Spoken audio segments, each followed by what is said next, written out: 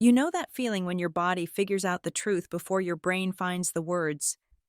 That Easter morning, my mother canceled dinner like she was canceling a dentist appointment.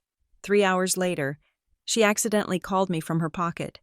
I heard the clink of silverware and my father saying grace to a full table. She told everyone I was too busy to come, but I never said that. I realized I was not forgotten. I was excluded.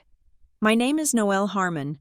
I am 32 years old, and up until 8:30 in the morning on Easter Sunday, I thought I was part of a family.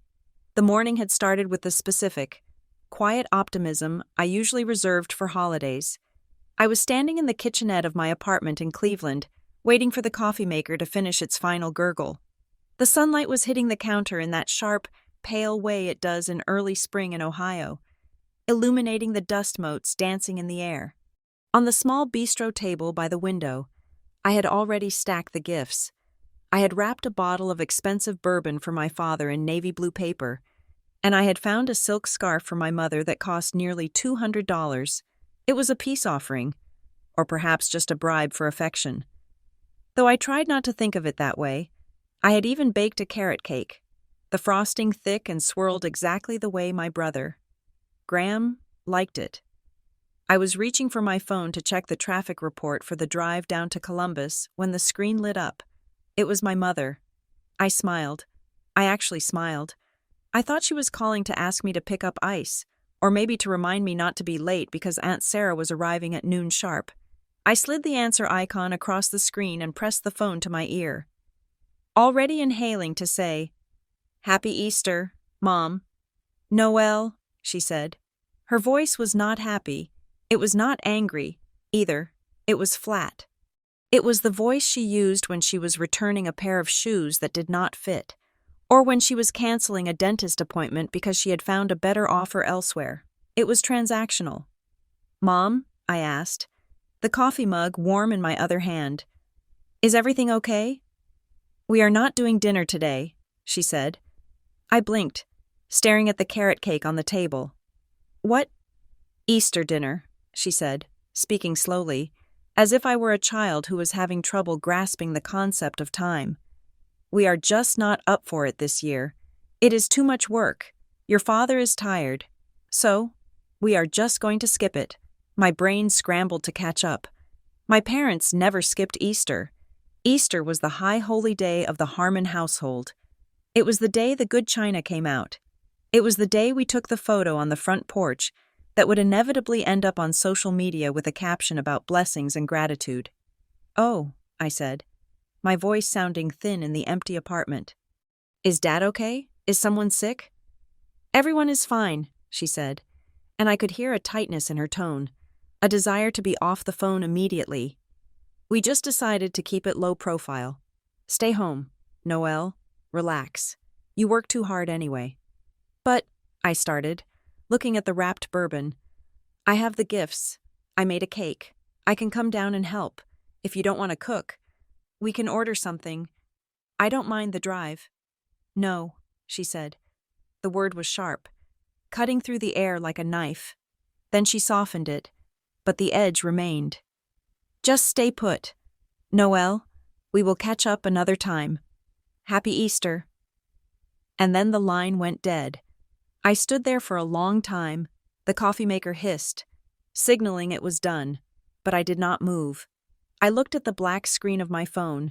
It was 8:32. The entire conversation had lasted less than 60 seconds. For the next 3 hours, I moved through my apartment like a ghost. I did not take off my pajamas. I did not drink the coffee. I sat on the sofa, pulling a blanket around my shoulders, and I did what I had been trained to do since I was a child.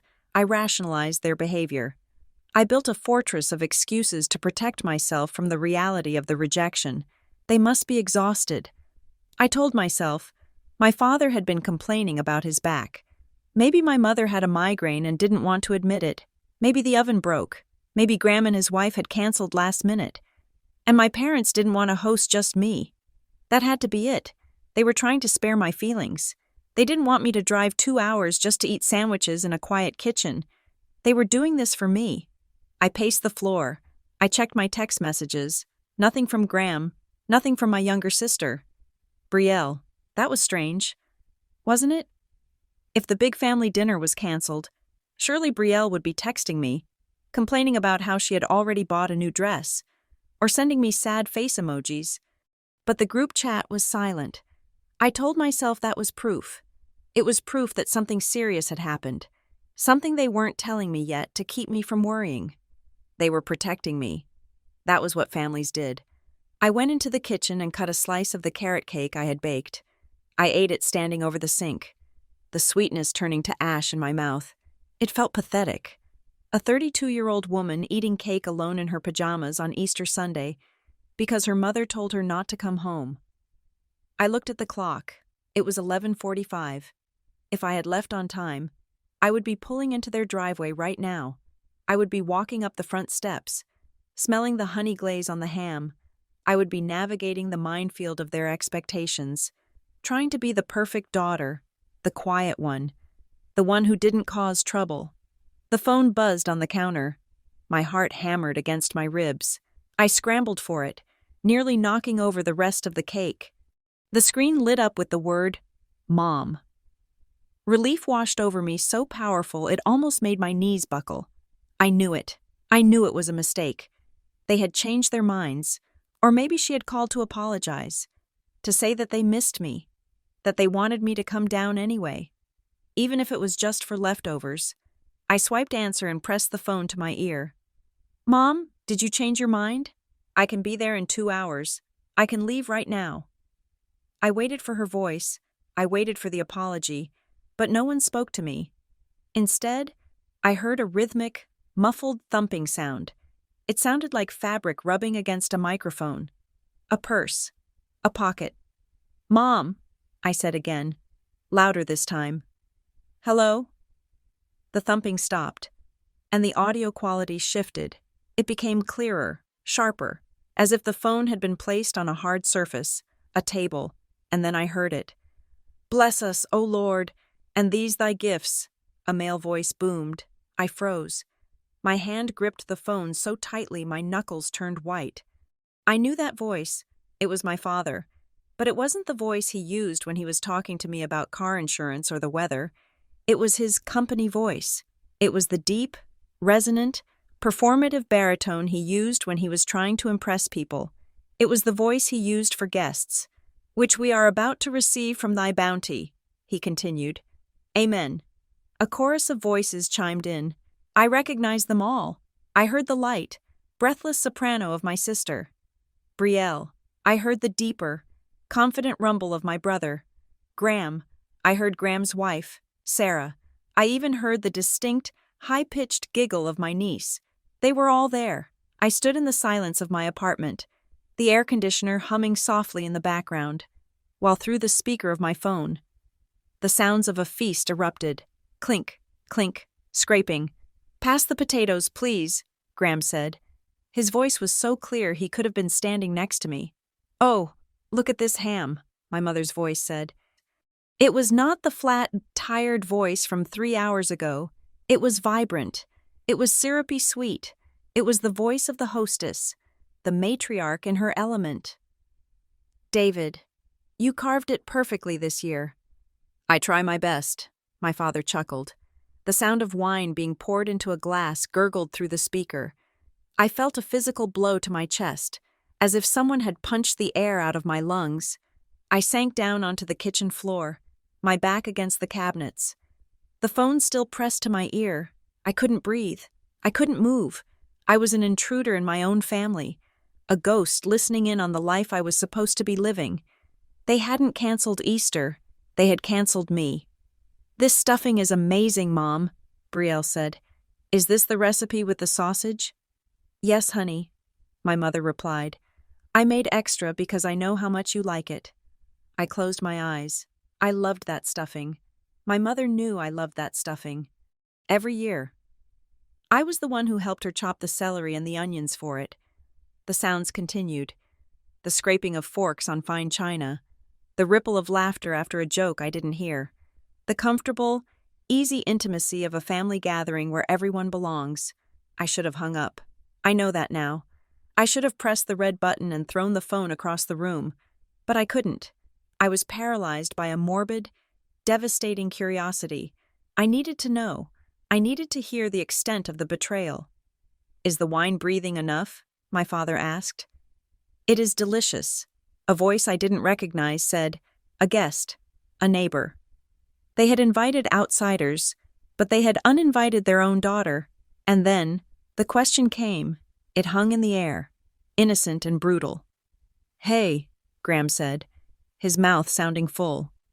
"Did Noelle say she wasn't coming?" My heart stopped. Time seemed to suspend itself. This was it. This was the moment they would admit it. This was the moment my mother would say, "We didn't invite her," or "We told her not to come." I waited for the truth. "Oh," my mother said. Her voice shifted. It dropped an octave, becoming confidential, dripping with a fake, performative concern. "You know Noelle. Is she working?" Graham asked. "She is doing her own thing," my mother said. The lie came out smooth as silk, practiced and easy. "I talked to her this morning. She said she was just incredibly busy with work and she really needed a quiet day to herself. She insisted. She said she didn't want the noise." "Classic Noelle," Brielle laughed. It was a dismissive, cruel sound. "She is always so antisocial. I bet she is just sitting in her apartment watching Netflix." "Well, we miss her," my father said. But his tone was perfunctory. It was the line he had to deliver to maintain the image of the benevolent patriarch. He didn't ask why I was busy. He didn't ask if I was okay. He just accepted the narrative that I had rejected them. "She is happy," my mother added, the final nail in the coffin. "She prefers to be alone. Let's not make a fuss. Who wants more gravy?" I lowered the phone from my ear. My hand was trembling so violently that the screen blurred before my eyes. I stared at the timer on the call. 4 minutes and 12 seconds. I had not said a word. They had no idea I was there. They had no idea that the daughter they were painting as cold and distant was currently sitting on her kitchen floor, dressed in pajamas, with a packed bag and a wrapped gift on the table, listening to them rewrite history. She had lied. She had looked at the empty chair at the table, or perhaps there wasn't even an empty chair. Perhaps they hadn't even set a place for me and she had lied to her son, to her daughter, to her husband. She had turned me into the villain of the story, so she didn't have to look like the bad guy. She said she was busy. I never said that. Not once. I had offered to drive down. I had offered to bring food. I had pleaded, in my own quiet way, to be included. She prefers to be alone. I didn't prefer it. I was drowning in it. I looked around my apartment. The silence that had felt heavy before now felt predatory. It wasn't just quiet. It was the sound of my erasure. I pressed the red button to end the call. The silence rushed back in, ringing in my ears. I didn't cry. I thought I would. I thought I would break down and sob, scream into a pillow, throw the carrot cake into the trash. But the tears didn't come. Instead, I felt a cold, hard knot forming in the center of my chest. It tasted bitter, like aspirin dissolved on the tongue. I stood up slowly, using the counter for support. I walked over to the bistro table and looked at the gifts, the navy blue paper, the expensive ribbon. I realized then that the cancellation wasn't an impulse. It wasn't a last-minute decision because they were tired. You don't cook a ham, prepare stuffing, invite guests, and set a formal table on a whim.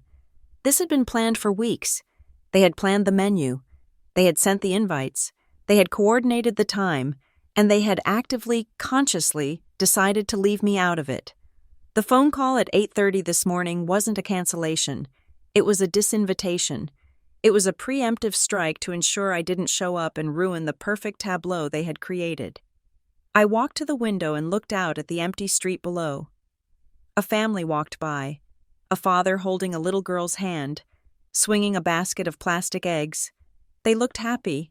They looked real. Inside the phone in my hand, my family was eating, drinking, and laughing. They were telling stories. They were bonding, and they were doing it all comfortably, happily. completely unburdened by my absence. In fact, my absence seemed to make it easier for them. Without me there, they didn't have to pretend. Without me there, they could bond over their shared judgment of my antisocial nature.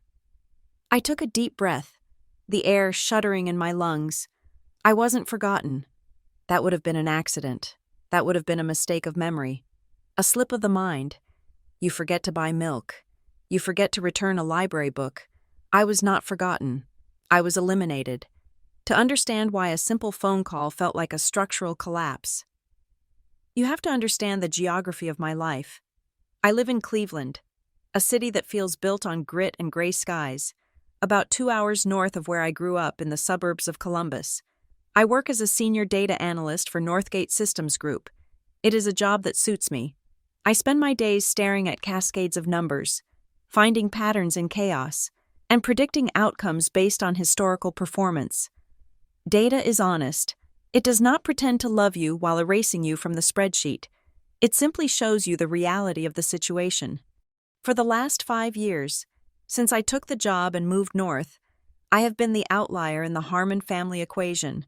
My parents live in a sprawling, manicured subdivision where the grass is always cut to a regulation 2 inches, and the neighbors judge you by the cleanliness of your gutters. It is a world of appearances, and nobody played the game better than my mother. Easter was not just a holiday in our house. It was the Super Bowl of domestic performance. Christmas was chaotic, and Thanksgiving was about football. But Easter was my mother's masterpiece. She would start planning it in February. The house would be transformed into a pastel wonderland of ceramic rabbits and tulips imported from Holland. The menu was non-negotiable honey-baked ham, scalloped potatoes, asparagus with hollandaise sauce, and deviled eggs dusted with paprika. We were required to wear our Sunday best. Not for church, but for the photographs. The timeline was rigid. Appetizers at 1, dinner at 3, photos on the porch at 4:30, when the lighting was flattering. I grew up believing that my role in this production was simply to be the quiet stagehand. I was the dependable one. I was the one who ironed the napkins. I was the one who kept the peace. My brother, Graham, is 3 years older than me. He is the golden standard against which all other human beings are measured and found wanting. He played varsity football, went to the state university, married a woman named Sarah who looks exactly like a younger version of our mother, and gave my parents 2 perfect grandchildren. Graham is loud, confident, and takes up space in a room simply by existing. He is the heir apparent to my father's ego. Then there is Brielle, my younger sister. She is 28, works in marketing, and treats life like a continuous audition for a reality television show. She is vibrant, demanding, and exhausting. When Brielle enters a room, the energy shifts. She requires maintenance. She needs to be complimented, listened to, and managed. And then there is me, Noelle. I was the child who never cried when she scraped her knee. I was the teenager who never missed curfew. I was the college student who never called home for money. I thought I was being good. I thought I was making their lives easier by not being a burden. I did not realize that in a family like mine, attention is a finite resource, and it goes to the loudest bidder, by making myself small. I made myself invisible. The drift did not happen overnight. It was a slow tectonic shift that I chose to ignore because the alternative was too painful to admit. I started noticing the pattern about 2 years ago. We have a family group chat on our phones titled Harmon HQ. It used to be active with daily updates, jokes, and photos, but slowly, the dynamic changed. I would send a message about a promotion at Northgate or a picture of my new apartment, and the response would be silence for 6 hours, followed by a thumbs-up reaction from my dad. Yet, if Brielle posted a picture of a latte she bought, my mother would reply instantly with 3 heart emojis and a question about her day. I told myself it was just technology. My parents are in their 60s. Maybe they just didn't see my notifications. Then came the scheduling conflicts. I would call my mother on a Tuesday to chat, and she would sound rushed.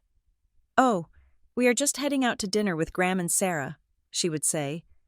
I will call you back. She never called back. And later, I would see the photos on social media. A steakhouse dinner. A birthday celebration for an uncle I hadn't seen in years. It was a last-minute thing, she would tell me if I asked. We didn't want you to have to drive 2 hours just for a quick bite. It always sounded so considerate. They were saving me the drive. They were respecting my time. But after the 5th or 6th last-minute thing in a year, the logic began to fracture. Interstate 71 is a straight shot. I have a reliable car. I enjoy driving. 2 hours is nothing for a family dinner. The gaslighting was subtle. If I expressed disappointment, I was accused of being sensitive. You are so busy with your big career up there, my father would say, making my job sound like a defect.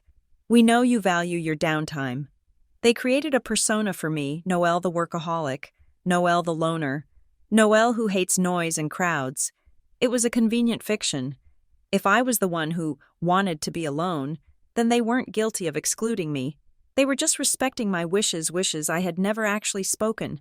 I tried to fight it. I tried to buy my way back in. I started spending lavishly on gifts. If Graham bought my dad a tie, I bought him a set of golf clubs. If Brielle bought my mom a candle, I bought her a spa day package. I overcompensated. I showed up early for holidays. I stayed late to help clean up, scrubbing dishes while Brielle sat on the couch showing Graham funny videos on her phone. I remember one specific incident last summer. It was the 4th of July. I had driven down, bringing 3 coolers full of craft beer and expensive steaks from a butcher in Cleveland. I was excited. I walked into the backyard, ready to be part of the celebration. My mother looked up from her lounge chair, sunglasses sliding down her nose. "Oh, Noelle," she said, sounding genuinely surprised. "I didn't think you were coming." "I told you last week I was coming," I said, putting the heavy coolers down on the patio. "Did you—" She looked at my father. "Did she tell us?" "Must have slipped my mind." My father grunted, not looking up from the grill. There was no place set for me at the outdoor table. I had to go into the kitchen, find a folding chair, and squeeze myself in between the cooler and the sliding glass door.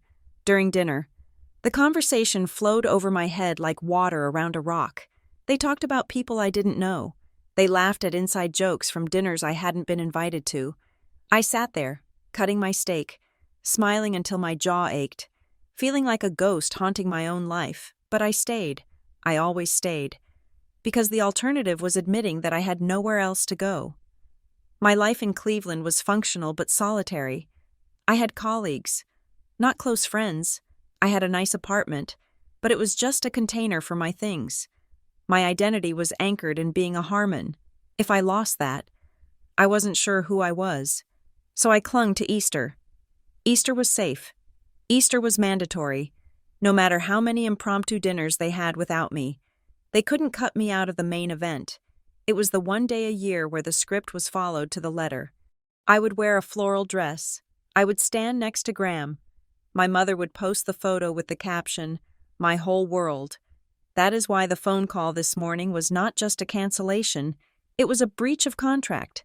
By telling me the dinner was off, my mother was breaking the one rule that held our relationship together, the obligation of appearance. If she was willing to forego the perfect family photo, it meant she no longer needed me as a prop. I looked around my living room. It was clean. It was quiet. It was empty. I thought about the weekends I spent working overtime at Northgate because I had no plans. I thought about the way I checked my phone every 10 minutes, hoping for a notification that never came. I had spent my 30s convincing myself that I was independent. I told myself I was the strong one, the self-sufficient one. I told myself that my parents relied on Graham because he was needy, and they doted on Brielle because she was dramatic. I told myself my distance was a sign of maturity. But as I replayed the sound of that butt dial in my head, the clinking forks, the easy laughter, the effortless way they erased me from the narrative, the protective shell cracked. I wasn't independent. I was discarded. I was the spare part they kept in the garage, just in case they needed to make up the numbers. But they had finally realized the car ran smoother without the extra weight. I walked over to the mirror in the hallway. I looked at my reflection. I saw a woman who looked tired. A woman who had spent too much money on a silk scarf for a mother who didn't want to see her. A woman who had baked a cake that would go stale on the counter. All those years. I thought I was growing up, moving away, building a life. I thought I was evolving. I was wrong. I wasn't growing up. I was being edited out. The silence that followed Easter Sunday was not peaceful. It was heavy, pressurized, like the air in a room just before a window blows out. I did not call them. For 3 days, I went to work at Northgate Systems, sat at my dual monitor station, and processed quarterly variance reports. I nodded at colleagues in the break room. I drank my coffee. I functioned. But underneath the surface, I was vibrating with a toxic mixture of humiliation and rage. I was waiting for a confession. In my head, I played out a fantasy scenario where my mother would call me on Monday morning. Her voice thick with guilt. She would admit she lied. She would say that she had panicked, or that she had been pressured, or that she had made a terrible mistake. She would beg for my forgiveness. But Monday came and went. Tuesday passed in a blur of gray skies and spreadsheets. My phone sat on my desk, a black mirror reflecting my own pathetic expectation. Every time it buzzed, my stomach clenched, but it was just spam emails or notifications from LinkedIn. The family group chat remained dead. It was as if the entire Harmon clan had entered a pact of silence to ensure the lie held its shape. By Wednesday afternoon, the silence broke, but not in the way I wanted. I was in the middle of a SQL query when a voicemail notification popped up. It was my mother. I hadn't heard the phone ring, or maybe I had subconsciously tuned it out. I stepped into the empty hallway near the elevators, my heart hammering against my ribs, and pressed play. "Hi, honey." Her voice was bright. It was chirpy. It was the voice of a woman who had absolutely nothing to hide. "Just checking in on you," she continued, the audio slightly fuzzy, as if she were driving. "We missed you on Sunday. It was so quiet here without the usual chaos. Anyway, I hope you got some rest and caught up on your work. Give me a call when you have a second. Love you." I lowered the phone, staring at the carpeted floor. It was so quiet here. The audacity of the lie was so sharp it almost felt physical, like a paper cut to the eye. I had heard the dinner. I had heard the clinking glasses, the laughter, the multiple conversations overlapping. I had heard a party, and she was leaving a voicemail on my permanent record, rewriting reality to fit the script she had sold me 3 days ago. A few hours later, as I was driving home, my phone pinged again. This time it was a text message from Graham. "Hey, Noelle. Hope you had a relaxing Easter. Mom said you were swamped with work. Bummer. Catch up soon." He included a tropical drink emoji. I gripped the steering wheel until my knuckles turned white. Graham, the golden boy. He had been there. He had sat at that table. He had asked where I was. He had heard our mother say I chose to be alone, and he had accepted it.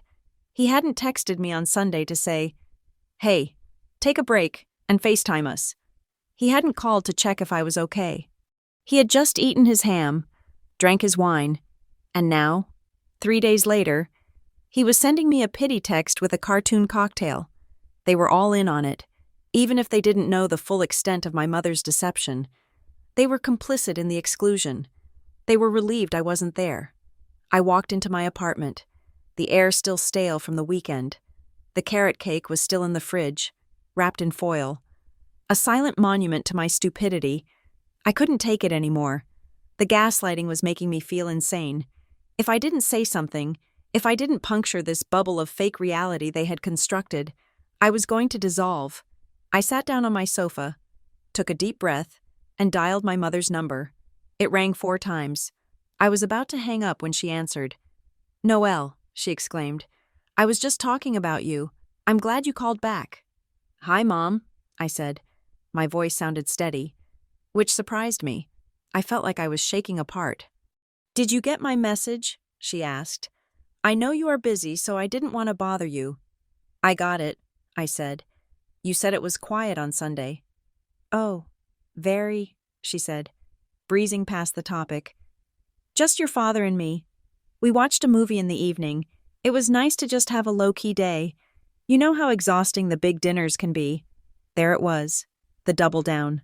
She was lying to me directly now, not just by omission, but with active fabrication.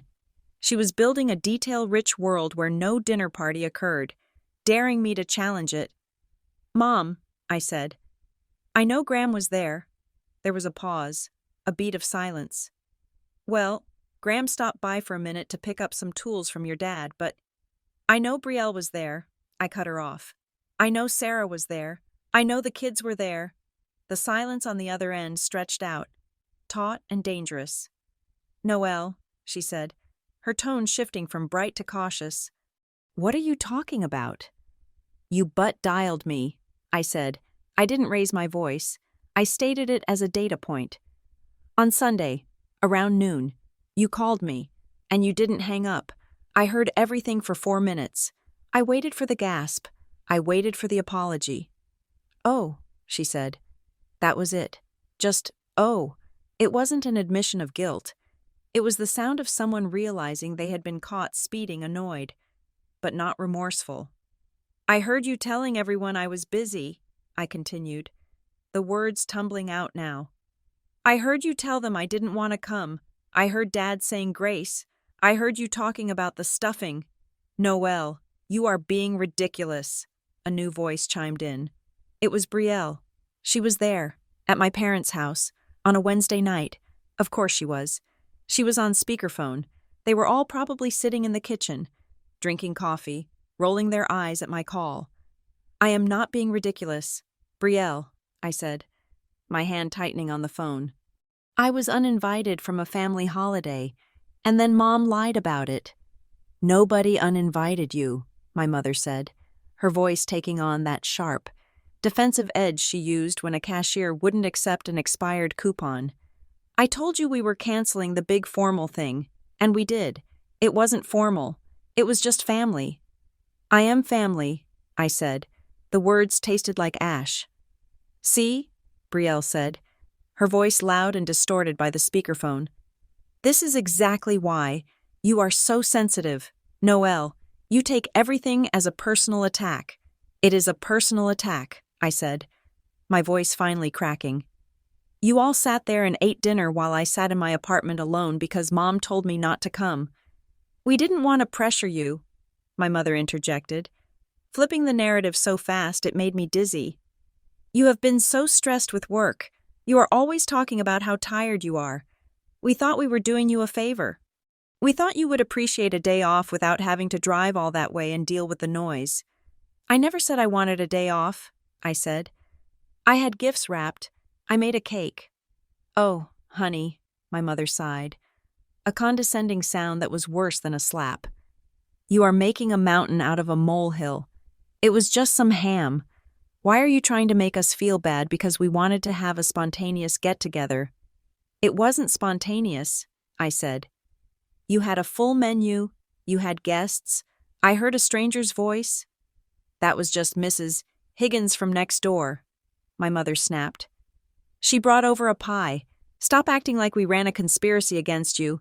It is creepy that you listened in on us. By the way, who does that?" "You listened for 4 minutes. Why didn't you say anything?" I felt the room spin. They were doing it. They were turning it around. Suddenly, I wasn't the victim of exclusion. I was the creepy eavesdropper who was persecuting them for having a meal. "I didn't say anything because I was in shock," I said. "I was listening to my family lie about me." "Nobody lied," Brielle said. "Mom was protecting your image. Would you have preferred she told everyone you weren't invited because you're a buzzkill? Because honestly, Noelle, look at how you're acting right now.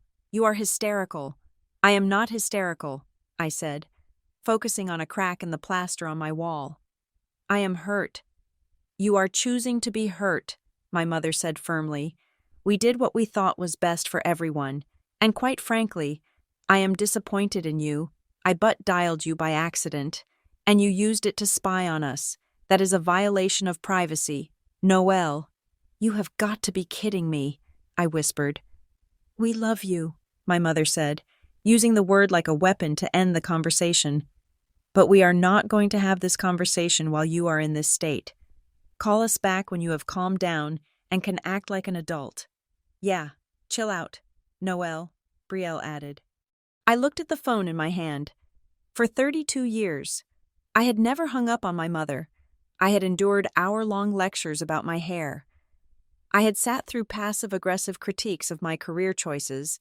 I had always said, "Okay, Mom," and "I understand, Mom," and "I love you, Mom," waiting for her to dismiss me. It was the ingrained deference of a child who believes that if she is just polite enough, she will eventually be loved. But in that moment, listening to Brielle tell me to chill out after they had erased me from their lives, something inside me snapped. It wasn't a loud snap. It was the quiet, final sound of a tether breaking. I didn't say goodbye. I didn't say, "I'm sorry." I didn't say, "Let me explain." I just tapped the red button. The connection severed. The voices stopped. I sat there, staring at the screen, waiting for the immediate callback. I expected the phone to ring instantly, with my mother demanding to know why I had hung up on her. I expected a barrage of texts from Brielle calling me rude. I braced myself for the fallout. I waited 1 minute. I waited 5 minutes. I waited an hour. The phone did not ring. The sun went down, casting long shadows across my living room. I sat in the dark, watching the streetlights flicker on outside. They weren't calling back. They didn't care enough to be angry. My hanging up wasn't an act of rebellion that shook them to the core. It was just a relief. I had removed myself from the conversation, saving them the trouble of having to deal with my hysteria. They were probably relieved I was gone so they could go back to their coffee and their complaints about how difficult I was. That silence was more brutal than the cancellation itself. It was the confirmation of everything I had feared in part 1. I wasn't just excluded. I was irrelevant. My absence didn't create a void. It created space. I stood up. My legs felt shaky, but my mind was suddenly, terrifyingly clear. I walked to my desk and opened my laptop. I didn't open a spreadsheet for work. I opened a fresh document. I named the file Timeline. I started typing. April 12, 8:30 a.m. Mom calls to cancel Easter. Reason given, too tired. Canceling dinner entirely. April 12, 11:45 a.m. Butt dial received. Duration 4 minutes, 12 seconds. Attendees identified Mom, Dad, Graham, Sarah, Brielle, Mrs. Higgins. Direct quote from Mom. "She is doing her own thing. She said she was busy." April 15, 5:45 p.m. Phone call. Mom claims dinner was spontaneous. Brielle claims I am hysterical. Mom claims I violated her privacy. I typed it all. I transcribed the conversation I had just had while the words were still burning in my memory. I noted the tone. I noted the specific phrases they used to deflect blame. "You are too sensitive. We were protecting you. You are making a mountain out of a molehill." I wasn't writing a diary. Diaries are for feelings. I was compiling a dossier. I realized then that if I didn't write this down, in a month, or 6 months, or a year, they would rewrite this history too. They would tell me I imagined the butt dial. They would tell me I had misunderstood the voicemail. They would tell me that I was the one who canceled Easter. They were experts at eroding my reality until I didn't trust my own mind. I would not let that happen. Not this time. I saved the file and backed it up to a cloud drive they didn't know existed. I looked at the phone one last time. Still silent. I realized they wanted me silent. They wanted the convenient daughter who nodded and smiled and accepted the scraps from the table without complaint. They assumed that after I calmed down, I would come crawling back, apologizing for being dramatic, begging to be let back into the fold. They assumed I would silence myself to keep the peace, just like I had done for 3 decades. I closed the laptop with a soft click. I realized they wanted me silent, and they assumed I always would be. My 33rd birthday arrived on a Tuesday, exactly 24 days after the Easter incident. In previous years, the protocol for my birthday had been established and rigid. My mother would call at 9 in the morning, singing a slightly off-key version of the birthday song before transitioning immediately into a critique of my current haircut or a question about when I plan to ask for a raise. My father would send a card with a check for $50 inside, signed with his jagged, illegible signature. Graham would call during his commute home, and Brielle would post a collage of photos on Instagram, usually ones where she looked fantastic and I looked slightly out of focus, captioned with something about sisters being best friends. I woke up that Tuesday with a heavy, dull knot in my stomach. I told myself I did not care. I told myself that I was a grown woman, that birthdays were for children, and that after the way they had treated me on Easter, I did not want their hollow celebrations anyway. But biology is a traitor. There is a part of the brain that is hardwired to seek validation from the people who made you, regardless of how much evidence you have that they do not deserve it. I went to work. I sat at my desk. I kept my phone screen facing down. By noon, the silence was deafening. My colleagues took me out for a quick lunch at a salad place nearby. They bought me a cupcake. They sang. It was nice. It was polite. It was the kind of generic kindness that strangers offer to smooth the edges of social interaction. I smiled and blew out the candle. But all I could think about was the phone sitting on my desk back at the office. At 5 o'clock, I drove home. At 7 o'clock, I ordered takeout Thai food and ate it out of the carton while watching a documentary about deep-sea exploration. At 10:45 at night, my phone finally buzzed. It was a text from Brielle. HBD. Hope it was a good one. That was it. No photo collage, no phone call, no emojis of balloons or cakes. Just 7 words, typed out with the casual indifference of someone fulfilling a court-ordered obligation. It was the kind of text you send to a former coworker you haven't seen in 3 years. Not your sister. My parents did not call. They did not text. There was no card in the mailbox with a $50 check. The next day, I saw the post. I shouldn't have looked. I had not blocked them yet. I wasn't ready for that finality, but I had muted their notifications. However, masochism is a powerful habit. I opened Facebook, and there it was, staring at me from the top of the feed. It was a photo of a brunch. It had been taken on Sunday, 2 days before my birthday.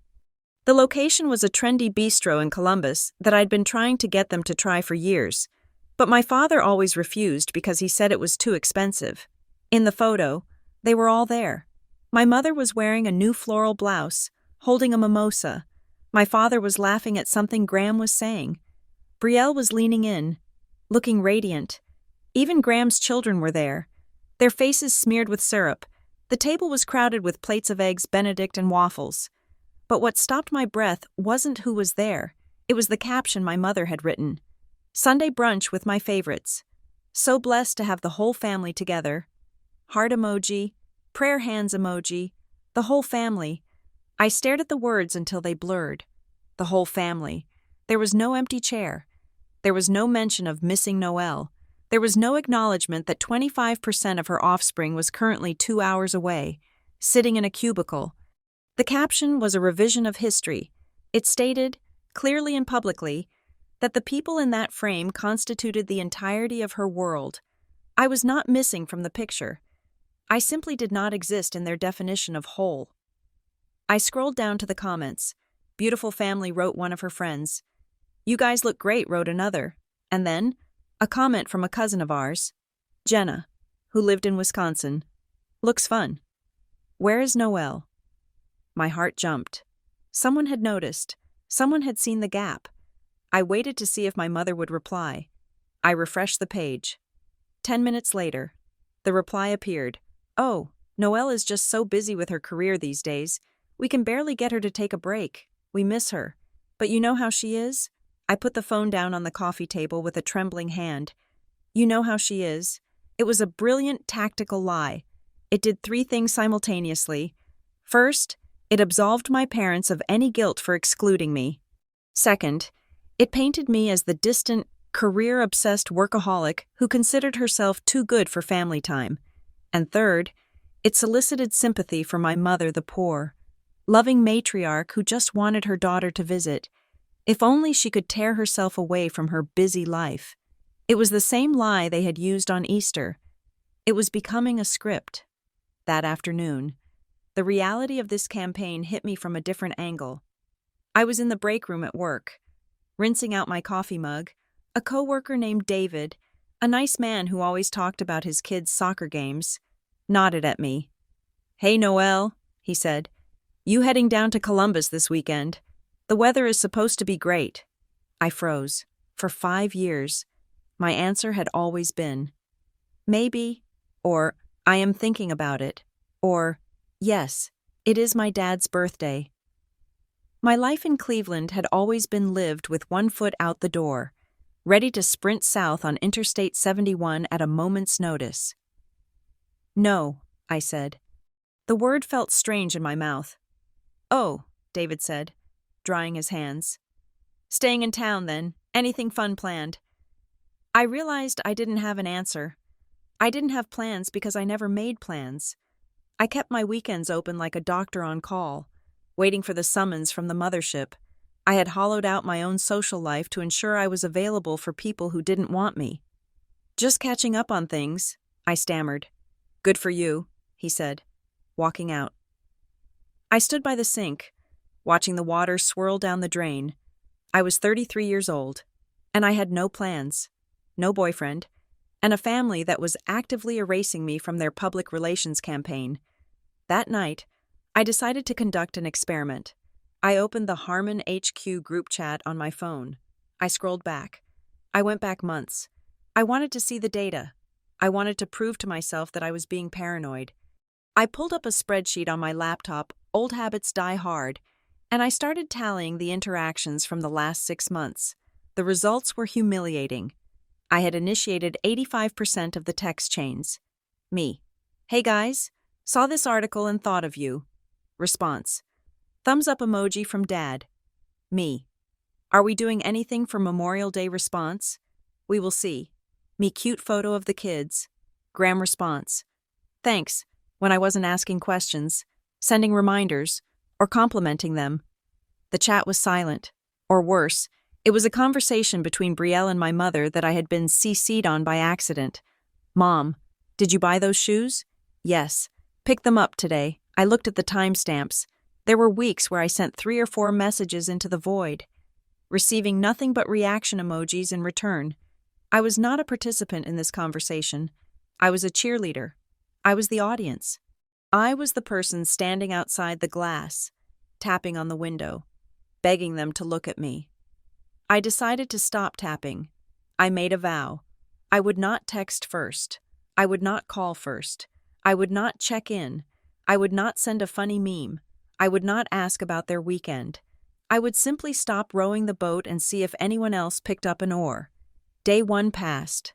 Silence. Day 2 passed. Silence. Day 3 passed.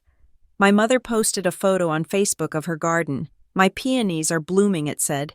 She had time to garden. She had time to post. She did not have time to text her daughter. Day 7 passed. Day 10 passed. A terrifying thing happened around the 2-week mark. I realized that the silence wasn't creating tension. It wasn't building up to a crisis where they would wonder where I was. The family was running perfectly smoothly without me. Better, actually, without me asking about schedules. There was no pressure. Without me trying to insert myself into plans, they didn't have to make excuses. Without me there to be the quiet one in the corner, they could be their loud, shiny selves without a witness. I had always thought I was the glue holding the family together. I thought my efforts, my gifts, my driving back and forth were the mortar and the bricks. I was wrong. I wasn't the glue. I was the friction. I was the annoyance they tolerated because they felt they had to. And now that I had removed myself, they were probably breathing a collective sigh of relief. Finally, they were thinking, "Noelle is busy. We don't have to worry about her." It was a Wednesday evening in late May when the final piece of the puzzle clicked into place. I received a text from a second cousin, a sweet woman named Linda, whom I hadn't seen since a wedding 3 years ago. "Hi, Noelle," the text read. "Aunt Sarah told me you couldn't make it to the Memorial Day BBQ because of your big project at work. I just wanted to say good luck. Don't work too hard." I stared at the screen. I didn't know there was a Memorial Day BBQ. They hadn't just canceled Easter. They hadn't just forgotten my birthday. They were now actively planning future events, hosting them, and preemptively telling the extended family that I wasn't coming because I was working. They were managing my exit from the family for me. They were writing my character off the show. And they were doing it so gracefully that the audience, Cousin Linda, Cousin Jenna, the neighbors didn't even realize I'd been fired. They thought I had quit. I sat on my couch, the text from Linda glowing in the dark room. I could have texted her back. I could have said, "Actually, Linda, I didn't know about the BBQ. I'm not working. I'm sitting here watching reruns of Friends." But I didn't. What was the point if I told Linda the truth? She would be confused. She would ask my mother. My mother would say I was being dramatic again, that I was trying to stir up trouble, that I was confused. I would look like the crazy, bitter daughter trying to make her saintly parents look bad. I realized then that I had been fighting for a role that didn't exist. I had been fighting to be a protagonist in a story where I was written as a background extra. I put the phone down. I didn't cry this time. The tears had dried up somewhere around the second week of silence. In their place was something colder, harder, and much more useful. It was clarity. They wanted a version of Noelle who was distant fine. They wanted a version of Noelle who was too busy to visit fine. They wanted a version of Noelle who didn't need to be invited because she preferred to be alone. I would give her to them. I would not block them. I would not cause a scene. I would not send a long, angry letter explaining my feelings. That is what the old Noelle would have done, begged for understanding. The new Noelle was going to do exactly what they said she was doing. I opened my calendar app. I looked at the upcoming dates. Father's Day, the 4th of July, my mother's birthday in August. I deleted the reminders. All of them. I didn't need to remember them anymore. If I was busy, then I was busy. I walked to the closet and pulled out the box of emergency gifts. I kept generic candles, ties, nice picture frames, things I bought on sale just in case I needed a last-minute offering to buy their affection. I took the box to the trash chute in the hallway and dropped it. It made a hollow, crashing sound as it hit the bottom. I went back inside and locked the door. For years, I had been afraid of losing them. I had been terrified of the silence. I had twisted myself into knots trying to avoid exactly this moment. But now that I was here, standing in the center of the silence, I realized something. It wasn't lonely, it was quiet. And for the first time in my life, it was my quiet. If they liked their life better without me in it, I was going to let them experience that luxury to its absolute fullest extent. I was done auditioning. The show was over. The months between summer and November moved with a strange, gelatinous speed. My life in Cleveland had become a series of efficient, solitary loops. I went to work. I went to the gym. I bought groceries. I paid bills. I existed in a vacuum of my own making. A quiet zone where I was safe from the jagged edges of my family's indifference. But hope is a chronic condition. Even after the Easter butt dial, even after the forgotten birthday, even after the summer of silence, there was a small, stubborn part of me that thought Thanksgiving might be different. Thanksgiving was the holiday of reconciliation. It was the holiday of coming home. It was the one day where the sheer gravitational pull of family was supposed to override petty grievances and awkward dynamics. I told myself that maybe they were just giving me space. Maybe they thought I was still angry about the butt dial, which I was, and were waiting for a natural reset point. Thanksgiving would be that reset. I started looking at recipes in October. I found a recipe for a maple bourbon pecan pie that looked complicated and impressive. I imagined bringing it. I imagined walking through the front door, the pie in my hands, and seeing my mother's face soften. I imagined her saying, "Oh, Noelle, you came. We missed you." I imagined the script flipping back to the way it was supposed to be. Then came the text. It arrived on a Tuesday morning, 10 days before the holiday. It was from my mother. It was not a phone call.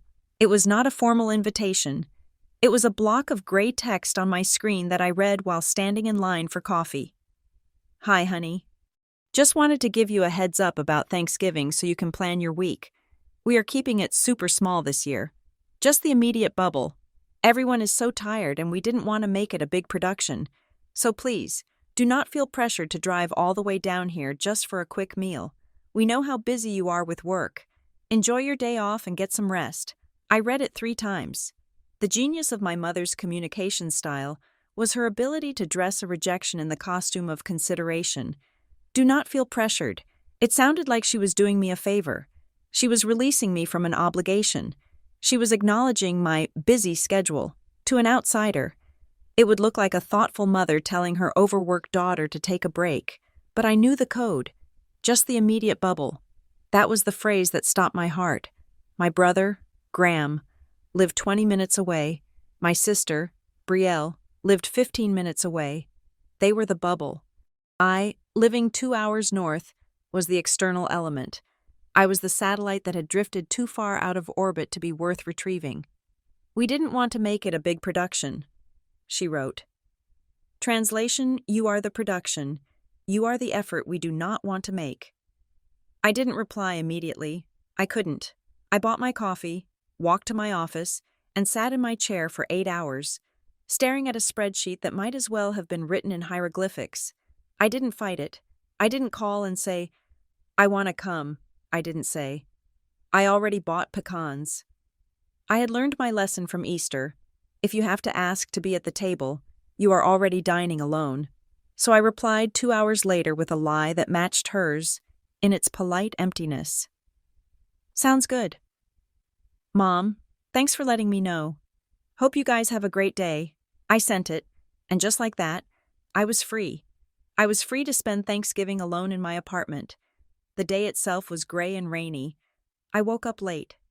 I made toast. I watched the parade on television, seeing the floats glide down Herald Square, listening to the cheers of families who were actually together. I kept my phone in the other room for most of the morning. I told myself I wasn't going to look. I told myself I didn't care what they were doing. I was an adult. I could make my own traditions. I ordered Chinese food from the only place open in my neighborhood. I opened a bottle of wine, but at 4 o'clock in the afternoon, the itch became unbearable. It is a specific kind of self-harm, looking at the evidence of your own exclusion. It is picking at a scab just to see if the blood is still red. I walked into the bedroom and picked up my phone. I opened Instagram. I didn't even have to search. It was the first thing on my feed. Brielle had posted a carousel of photos. The location was tagged Home Sweet Home. The caption read, So grateful for this crew, turkey, wine, and the best family in the world. Blessed Thanksgiving family first. I swiped through them. Photo 1, my dad carving the turkey. It was a massive bird, easily 20 pounds. Keeping it small, my mother had said. That turkey could have fed an army. Photo 2. Graham and Sarah holding wine glasses, laughing. They looked relaxed, comfortable. Photo 3. A selfie of Brielle and my mom. My mom was wearing a cashmere sweater I had sent her links to months ago. Telling her it would look good on her. She had bought it. She looked beautiful. Photo 4. The table. I stopped swiping. I zoomed in. The table was not set for a quick meal, as my mother had claimed. It was a masterpiece of tablescaping. There was a gold runner down the center. There were crystal candlesticks. There were fresh flowers, hydrangeas, and autumn leaves arranged in low vases. There were cloth napkins folded into intricate fan shapes. It was the most elaborate Thanksgiving table I had ever seen them set. We didn't want to make it a big production. The lie was so blatant it was almost funny. They had gone all out. They had pulled out every stop. They just hadn't done it for me. I scanned the layout. I counted the chairs. 1 at the head for Dad, 1 at the foot for Mom, 2 on one side for Graham and Sarah, 2 on the other side for Brielle and Waite. There were 6 chairs. My heart skipped a beat. Who was the 6th chair for? Had they invited an aunt? A neighbor? Had Mrs. Higgins from next door made the cut again? I zoomed in closer on the 6th chair. It was placed next to Brielle. It had a full place setting, a charger plate, a dinner plate, a wine glass, a water glass, and a place card. My mother always wrote place cards for formal dinners. It was her signature touch.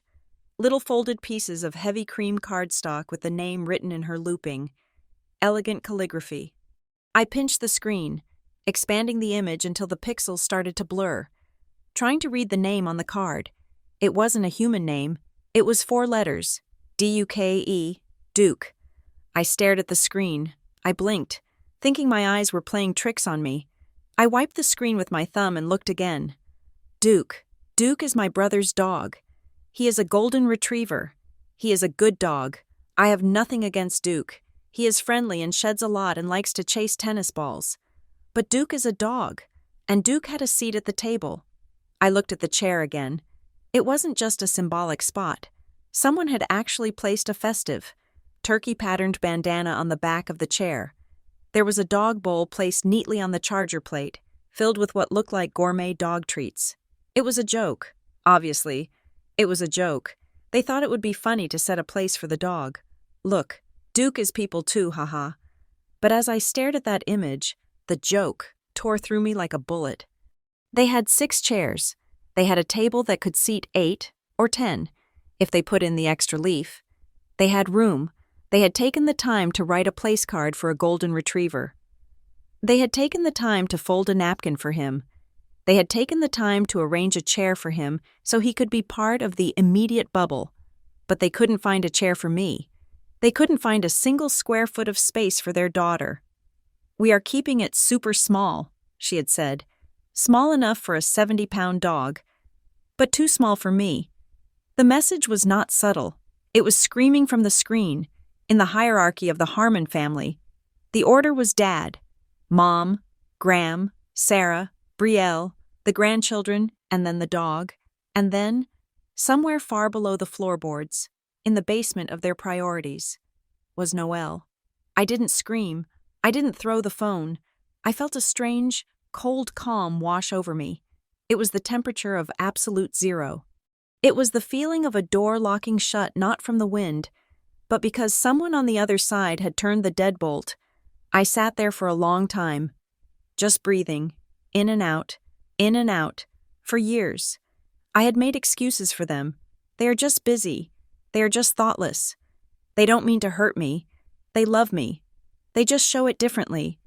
I looked at Duke's place card again. This wasn't thoughtlessness. This was deliberate. You don't accidentally set a place for a dog while telling your daughter there is no room. You have to think about that. You have to decide that the joke is worth more than the person. You have to decide that the dog adds more value to the atmosphere than your own flesh and blood. They preferred the dog. The dog didn't speak. The dog didn't have a depressing job in Cleveland. The dog didn't remind them that they were cruel. The dog just wagged its tail and looked happy in photos. I was competition for the vibe, and I had lost to a golden retriever. I closed the Instagram app. My hand was steady. I went to my profile. I went to my following list. I typed in Brielle_Harmon. I tapped the button that said following. A menu popped up. I tapped unfollow. I typed in Graham_the_man. I tapped unfollow. I typed in my mother's account, Martha_H_garden. I hovered over the button for a second. This felt bigger. This felt like cutting the umbilical cord. If I unfollowed her, I wouldn't see the garden updates. I wouldn't see the passive-aggressive quotes about family. I wouldn't see the life she was living without me. I tapped unfollow. Then, I went a step further. I went to my settings and turned off my active status. I turned off read receipts. I went dark. But I wasn't done. I stood up and walked to the closet in the hallway. I pulled down a large plastic storage bin. It was empty. I walked around my apartment. On the fridge, there was a magnetic photo strip from a wedding 3 years ago. Me, Mom, and Brielle in a photo booth. We looked happy. I ripped it off the fridge, into the bin, on the bookshelf. There was a framed photo of my graduation. My dad was looking away from the camera, checking his watch, but it was the only photo I had of us that day. Into the bin. I went to my desk. I opened the drawer where I kept cards. Birthday cards. Christmas cards. Notes written on stationery that smelled like my mother's perfume. I didn't read them. I didn't want to see the generic, "Love Mom and Dad," scrawled at the bottom of a card bought in bulk. I swept them all into the bin. I took the scarf I had bought for my mother, the one she had returned to me because it wasn't really her color, which I had kept in a drawer, hoping to wear it myself one day, into the bin. I took the ceramic rabbit she had given me for Easter 5 years ago, into the bin.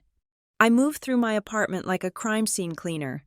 I was removing the evidence that these people existed. I was scrubbing my environment of their trace. Every object that tied me to them was a hook that they could pull on, a reminder of the hope that was killing me. I filled the bin. It was heavy. It contained 32 years of scraps. I put the lid on. I snapped the latches shut. Click, click. I dragged the bin to the deepest corner of my walk-in closet. Behind the winter coats I rarely wore, behind the suitcase, into the dark where I wouldn't have to look at it. I stood up and brushed the dust off my hands. My apartment looked different. It looked emptier, but it also looked cleaner. It looked like my apartment, not a shrine to a family that didn't want me, but a space for a woman who was finally alone, in the true sense of the word. I wasn't angry anymore. Anger implies you think you deserve better from them. Anger implies you want them to change. I didn't want them to change. I just wanted to stop watching them love a dog more than me. I went back to the living room. My Chinese food was cold. I put it in the microwave. While it heated up, I realized the nature of the pain in my chest. It had shifted. It wasn't the sharp, frantic pain of being left out. It was the dull, aching throb of amputation. I had spent my entire life trying to earn my seat at that table.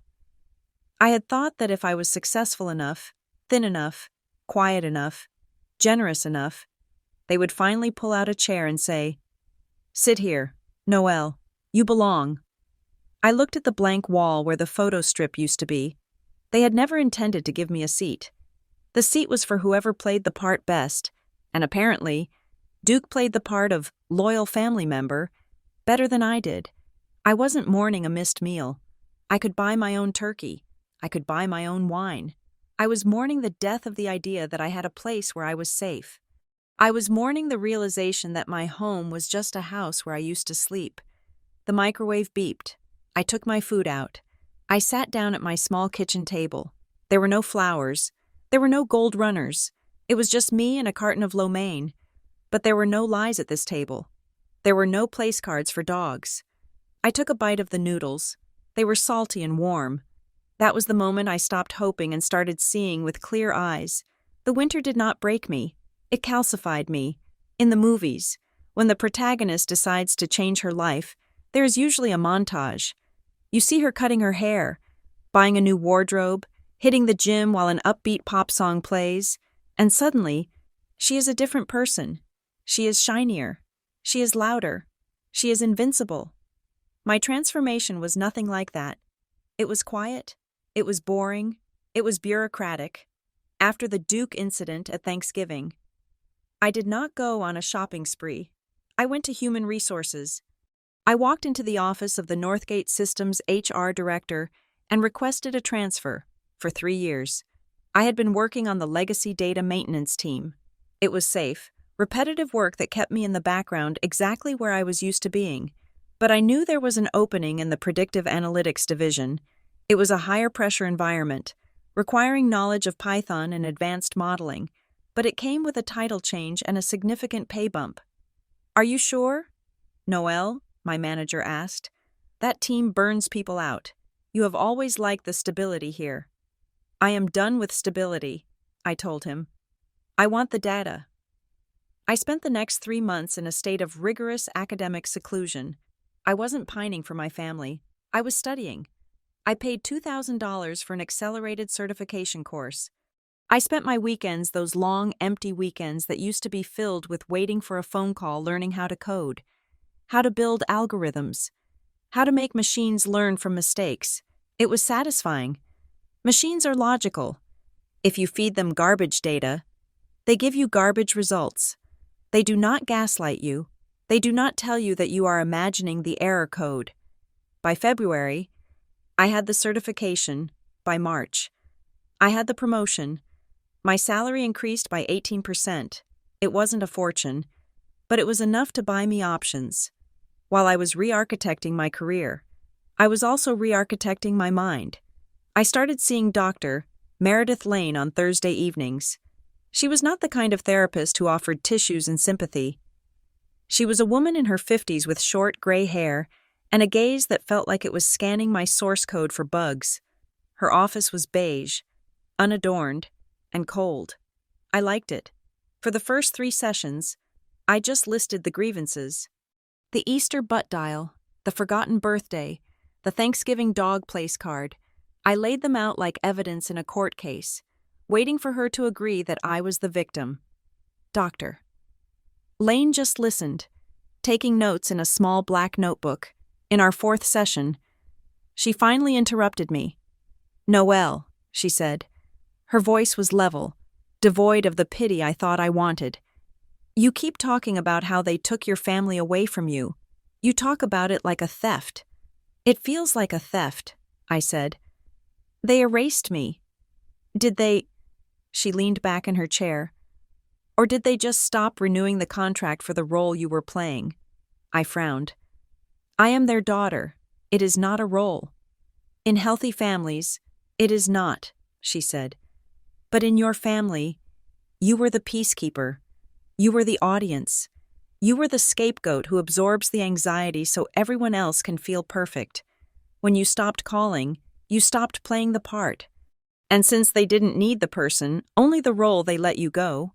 She paused, letting the words settle in the room. "You didn't lose a family, Noelle. You just stopped chasing a gig you were never going to get paid for."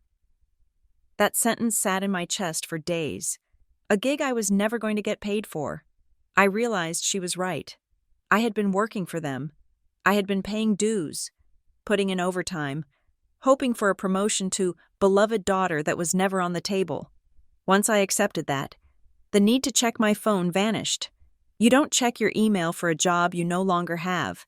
With the raise from Northgate and the clarity from Dr. Lane, I made the next move, literally. My apartment had always felt temporary. It was beige. It was close to the highway for easy access to Columbus. It was filled with furniture I had bought because I thought my mother would approve of it. Sensible, neutral, inoffensive. My lease was up in April. I didn't renew it. I found a condo in Lakewood.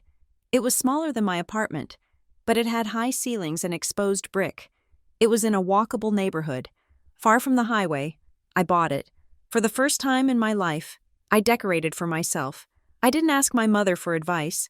I didn't send photos to the group chat asking, "Do you think this rug is too much?" I painted the living room a deep, dark teal. My mother would have hated it. She would have said it was too dark or depressing. I loved it. It felt like a cave, a sanctuary. I bought a velvet sofa. I bought abstract art from a local gallery that didn't feature flowers or landscapes. When I sat in that condo for the first time, surrounded by boxes, I realized something profound. Home wasn't a place where you waited for people to visit. Home was a place where you didn't have to defend your choices. The silence in the condo was different than the silence in the old apartment. It wasn't lonely. It was private. With the new geography came new people. I didn't go out looking for a new family. I just started living my life, and people collided with me. It started with trivia night. A coworker from my new analytics team, a sharp-witted guy named Raj, invited me to join his team at a pub down the street on Tuesdays. "We need someone who knows pop culture," he said. "We are all math nerds. We keep losing on the celebrity rounds." I went. I was nervous. I stood at the edge of the table, holding my drink, waiting for someone to tell me where to sit. "Noelle over here," Raj waved, kicking out a chair next to him. "Grab a seat before the jagged fries get cold." I sat down. Nobody asked me why I was there. Nobody asked me to serve the fries. Nobody talked over me. When a question came up about a celebrity scandal from 2010, and I knew the answer, they high-fived me. "You are a lifesaver," a woman named Elena said. She was a graphic designer with pink streaks in her hair. "We would have put Brad Pitt for everything." I went back the next week, and the next. We called our team the Outliers, slowly. The circle expanded. I met a neighbor, an older woman named Mrs. Gable. who didn't bake pies but did smoke thin cigarettes on her balcony and tell incredible stories about her time as a union organizer in the 70s. She didn't treat me like a surrogate daughter. She treated me like an equal. One Tuesday. I was 5 minutes late for trivia because of traffic. When I walked in, I braced myself to find the table full, to have to pull up a stool from the bar and hover on the periphery. But when I got to the table, there was an empty chair right in the middle, with a coaster placed over a fresh beer. "We ordered you an IPA," Elena said, not looking up from her phone. "We figured you needed it after the rain." I stared at the chair. They had saved it. They hadn't put a dog in it. They hadn't put their coats on it. They had held space for me simply because they expected me to be there.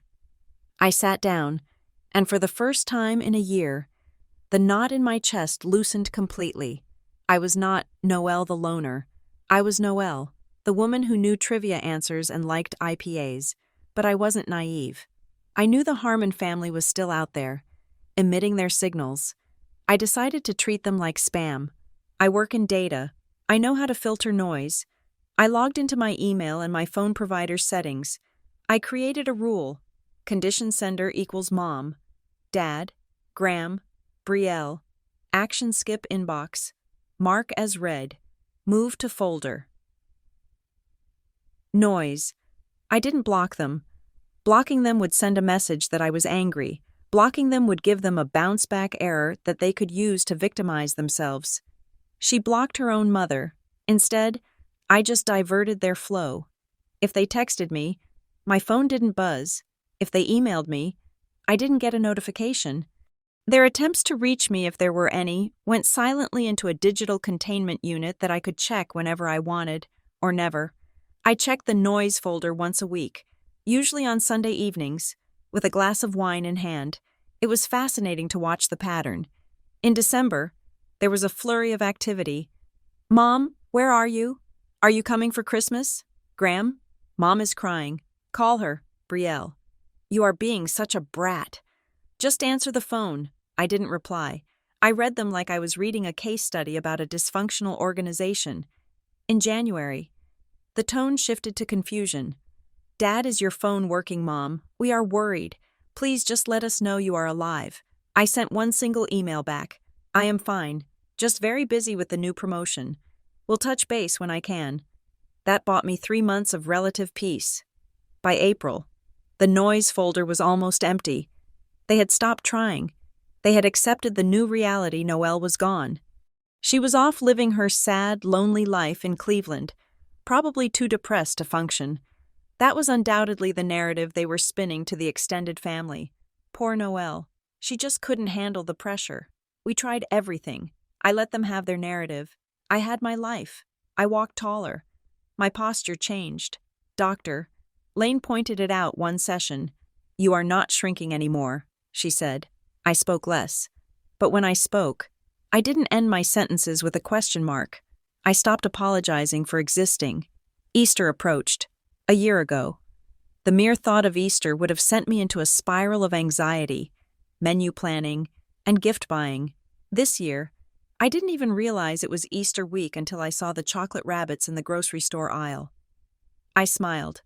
I bought a bag of mini eggs for myself and walked out. I had plans for Easter Sunday. The outliers were doing a potluck brunch at Elena's apartment. I was in charge of the mimosas. There would be no ham. There would be no prayer. There would be no photos posted to Facebook with captions about blessings. I felt light. I felt cured. I thought the story was over. I thought I had successfully exited the drama and closed the book. But the universe has a sense of humor, and my family has a sense of entitlement that defies the laws of physics. It was a Thursday. 3 days before Easter, I came home from work, feeling the pleasant exhaustion of a day spent solving complex logic puzzles. I unlocked my mailbox in the lobby of my condo building. Usually, it was just bills and flyers for pizza places. But today, there was something else. It was a thick, cream-colored envelope. The paper was heavy, textured, the kind that costs $3 a sheet. My name was written on the front. Ms. Noelle Harmon. It wasn't a computer-generated label. It was calligraphy. But it wasn't my mother's handwriting. It was professional, sharp, elegant, expensive ink. I stood in the lobby, the buzz of the street fading away. My parents didn't send mail. They sent texts. They sent butt dials. They sent passive-aggressive Facebook tags. They didn't send formal stationery. I turned the envelope over. The return address was my parents' house in Columbus. A cold prickle ran down the back of my neck. This wasn't a birthday card. This wasn't a thinking of you note. This was a summons. I carried it upstairs to my teal living room. I didn't open it immediately. I put it on the coffee table and poured myself a glass of water. I looked at it. It looked like a wedding invitation, or a subpoena. I took a letter opener, a sharp, heavy brass one I had bought for my new desk, and slit the top of the envelope. I pulled out the card. It was thick. It had gold foil edges. I read the text. The Harmon family requests the pleasure of your company. I laughed. A short, dry sound. The pleasure of my company. The same company they had canceled a year ago. The same company they had replaced with a dog. I read on. It wasn't just a dinner. It wasn't just a holiday. It was a golden anniversary garden soiree. 50 years of marriage, or perhaps a renewal of vows. The wording was flowery and vague, but the implication was clear. This was a big event, a public event. And then, at the bottom, a handwritten note in my mother's script, breaking the formal facade. Noelle, we know you have been busy, but this is important. Please come. We need the whole family there. 2:00 p.m. sharp. I stared at the card. I had spent a year building a fortress of silence. I had healed. I had moved on. I had found peace. And just when I was finally truly free, they were reeling me back in. But as I looked at the gold foil shimmering in the light of my living room, I realized something. My hands weren't shaking. My heart wasn't racing with the desperate need to please them. I felt something else. Curiosity. Why now? Why the formal invite? Why the desperation in the handwritten note? We need the whole family there. They didn't need me for love. They proved that with the dog. They didn't need me for company. They proved that with the silence. They needed me for something else. I tapped the card against the table. I had been content to stay in the shadows, to be the erased daughter. But if they were inviting me back onto the stage, perhaps it was time to accept the role, just not the role they had written for me. The invitation sat on my coffee table for 2 days, unopened, like a piece of unexploded ordnance I had found in my living room. When I finally decided to engage with it, I did so with the precision of a bomb disposal technician. I cleared the table. I washed my hands. I poured a glass of water. I treated the object not as a piece of mail, but as a data point that needed to be ingested and analyzed. I slit the envelope. Inside, the card was heavy stock, cream-colored, with gold-embossed lettering that caught the light of my new teal living room.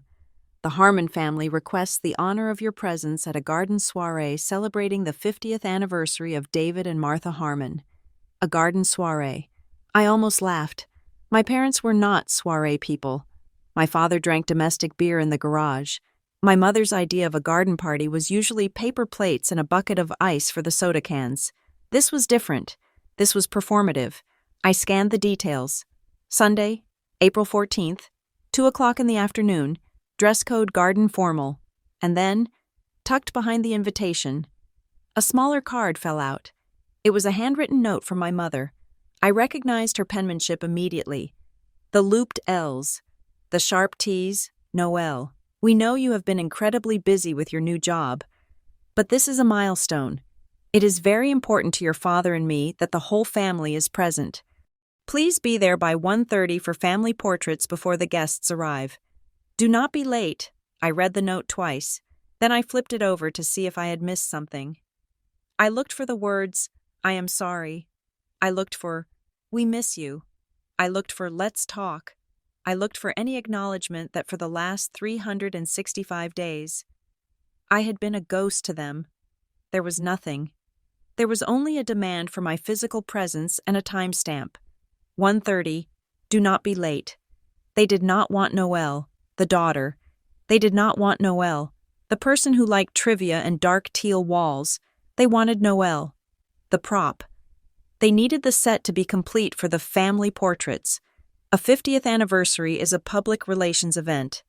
You cannot sell the narrative of a perfect, half-century marriage if one of your children is visibly missing from the photos. It raises questions. It suggests a crack in the foundation. I sat back on my velvet sofa, the card feeling heavy in my hand. For a moment, the old instinct flared up the desperate, pathetic desire to be included. They want me there. A small voice whispered, they are reaching out. But then I remembered the chair. I remembered Duke the Golden Retriever sitting at the Thanksgiving table with a place card while I ate takeout. I extinguished that small voice immediately. This wasn't an olive branch. It was a summons. And if there is one thing I know from my job as a data analyst, it is that when a variable behaves uncharacteristically, there is always a root cause. My parents ignoring me for a year was the baseline trend. This sudden, expensive demand for my presence was a spike in the data. Why now? Why this specific date? I looked at the date on the invitation again. April 14th. My mind clicked back to the timeline I had created on my laptop a year ago. I opened my computer and pulled up the file. April 12th, Easter Sunday. The butt dial. The anniversary party was scheduled for almost exactly 1 year to the day of the exclusion. I frowned. My parents were married in June. I remembered this distinctly because my mother always complained about the humidity in her wedding photos. Why were they celebrating their 50th anniversary in April? It didn't fit. You don't move a major anniversary up by 2 months unless there is a strategic reason. I closed the invitation and opened a new browser tab. I work with data, but specifically, I work with patterns of behavior that conceal risk. When a company tries to hide a loss, they move numbers around. When people try to hide a motive, they create a distraction. I navigated to the Franklin County Auditor's website. It is public record. Anyone can look up property owners, tax valuations, and transfer histories if they know the address. I typed in my parents' address, 14 Oakwood Drive. The page loaded. Owner David and Martha Harmon. Trustee, the Harmon family. Revocable trust.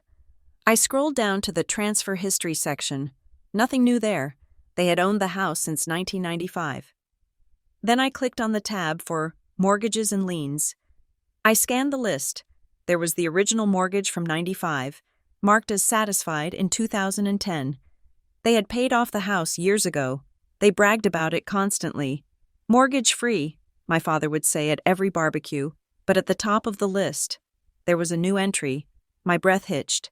Instrument type, HELOC, home equity line of credit, amount $150,000. Lender Fifth Third Bank, date recorded, April 14th, last year.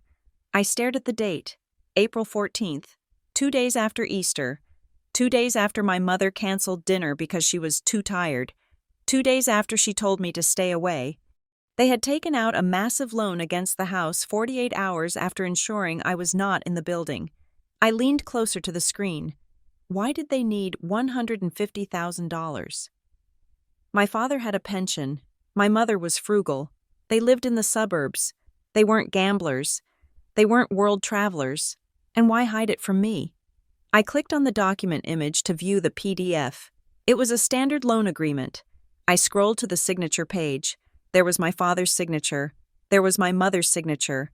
And then I saw the anomaly. The house wasn't just in their names. It was in the Harmon Family Revocable Trust. My grandmother had set it up before she died to avoid probate taxes. I knew this. But I had never paid attention to the details because I was 22 when it happened. I opened a new tab and searched for the trust documents, which were referenced in the deed transfer from 10 years ago. Beneficiaries David Harmon, Martha Harmon. Successor beneficiaries Graham Harmon, Brielle Harmon, Noel Harmon. I read the fine print of the trust provisions. Clause 4.2 Encumbrance of assets. The trustee shall not borrow against mortgage or otherwise encumber the principal residence without the written consent of all successor beneficiaries if the encumbrance exceeds 25% of the asset's total value. I did the math in my head. The house was valued at $400,000. $150,000 was nearly 40%. They couldn't take out that loan without the consent of the successor beneficiaries. They needed Graham's signature, they needed Brielle's signature, and they needed mine. I went back to the HELOC document. I looked at the signature page again. There was a section for consenting beneficiaries. I saw a scrawl that looked like Graham's. I saw a loop that looked like Brielle's. And underneath, on the line marked Noel Harmon, there was a signature. It read, Noel Harmon. But it wasn't my signature. My signature is sharp, jagged, a byproduct of signing thousands of forms in my 20s. This signature was round. It was bubbly. It looked remarkably like the way my sister Brielle wrote my name on birthday cards. The air in my condo suddenly felt very thin. They hadn't just excluded me from Easter because they didn't like me. They excluded me because they were finalizing a bank loan that required my permission. And they decided it was easier to forge my name than to explain why they needed the money. They had committed fraud. Light, familial fraud. Perhaps the kind families justify by saying, "Oh, she would have signed it anyway. We just didn't want to bother her." But fraud nonetheless. And now, 1 year later, they were throwing a soiree. Why I looked at the HELOC terms again, it was a 1-year introductory rate, adjustable after 12 months. April 14th of this year, the day of the party, was exactly 1 year from the recording date. The rate was about to jump. Or maybe the term was ending. Or maybe they were trying to refinance it into a fixed mortgage to lock in a rate before interest rates climbed higher. If they were refinancing, or modifying the loan, the bank would run a title search. The bank would require new signatures. And this time, perhaps the bank was requiring all parties to be present for the closing. Or to sign in front of a notary. They couldn't forge it again, not if a notary was watching. My stomach churned. It wasn't love. It wasn't an anniversary. It was a closing date disguised as a party. They needed me in the room. They needed me compliant. They needed me to smile for the photo, drink a glass of champagne, and then, in a quiet moment in the study, my father would probably say, "Oh, Noel, while you are here, just sign this little paper for the house. It is just some tax thing." And if I signed it, I would validate the previous forgery. I would lock myself into their debt. I closed the laptop. I felt a wave of nausea, followed immediately by a wave of cold, crystalline rage. The next evening, I sat in Dr. Meredith Lane's office. I didn't cry. I didn't pace. I sat with my hands folded in my lap and told her everything. I told her about the invitation. I told her about the HELOC. I told her about the signature that looked like Brielle's handwriting. Dr. Lane listened, her face unreadable. When I finished, she took off her glasses and polished them on her cardigan. "So," she said, "you have the smoking gun.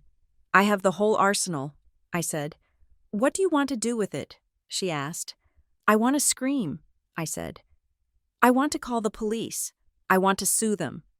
"You could do that," she agreed. "You could blow it all up. You could have your sister arrested for forgery. You could shame your parents publicly." "But," I asked, hearing the hesitation in her voice, "but you have to ask yourself what result you want," she said. "If you go to the police, you become the enemy forever. You become the daughter who sent her mother to jail. They will martyr themselves. They will tell everyone you are crazy, vindictive, ungrateful. You will win the legal battle, but you will lose the narrative." I looked at the beige wall. She was right. If I attacked them with lawyers, they would circle the wagons. They would cry to the neighbors. They would make me the villain. "I don't want to sue them," I said quietly. "I don't want their money. I don't even want the house." "Then what do you want?" "Doctor," Lane asked. I thought about the empty chair at Easter. I thought about the dog at Thanksgiving. I thought about the silence of the last year. "I want them to see me," I said. "Not the invisible daughter, not the prop. I want them to see exactly who I am. And I want them to see exactly what they did.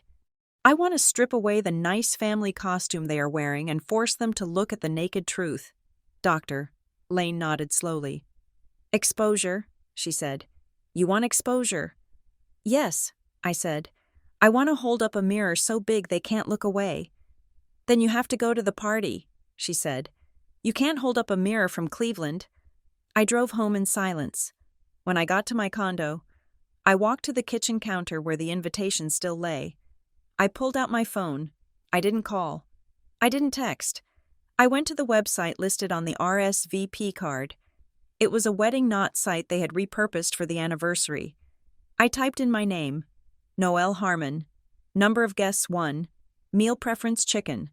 I hovered over the submit button. This was the point of no return. If I clicked this, I was re-entering the arena, but I wasn't entering as a gladiator with a sword. I was entering as a witness. I clicked submit. My phone buzzed within 30 seconds. It was Brielle. OMG Noelle. Mom just got the notification, "We are so happy you are coming. It is going to be so fun." Then a text from my mother. "Thank you. Honey, you made the right choice. We can't wait to see you." Then a text from Graham. "Glad you're making it." Dad is relieved. The speed of their responses was pathetic. They weren't happy. They were relieved. They had been holding their breath, terrified that their little financial house of cards was going to collapse because the missing signatory refused to show up. They thought I was coming back to the fold. They thought the year of silence was just a tantrum and that I had finally come to my senses. They thought I was walking back into the trap, ready to be the good, quiet, compliant Noelle who signs papers without reading them. I looked at my reflection in the dark window of my living room. I looked different than I did a year ago. My hair was shorter, my shoulders were lower, my eyes were harder. "You made the right choice," my mother had texted. "Yes," I whispered to the empty room. I did. I wasn't going there to save them. I wasn't going there to ruin them.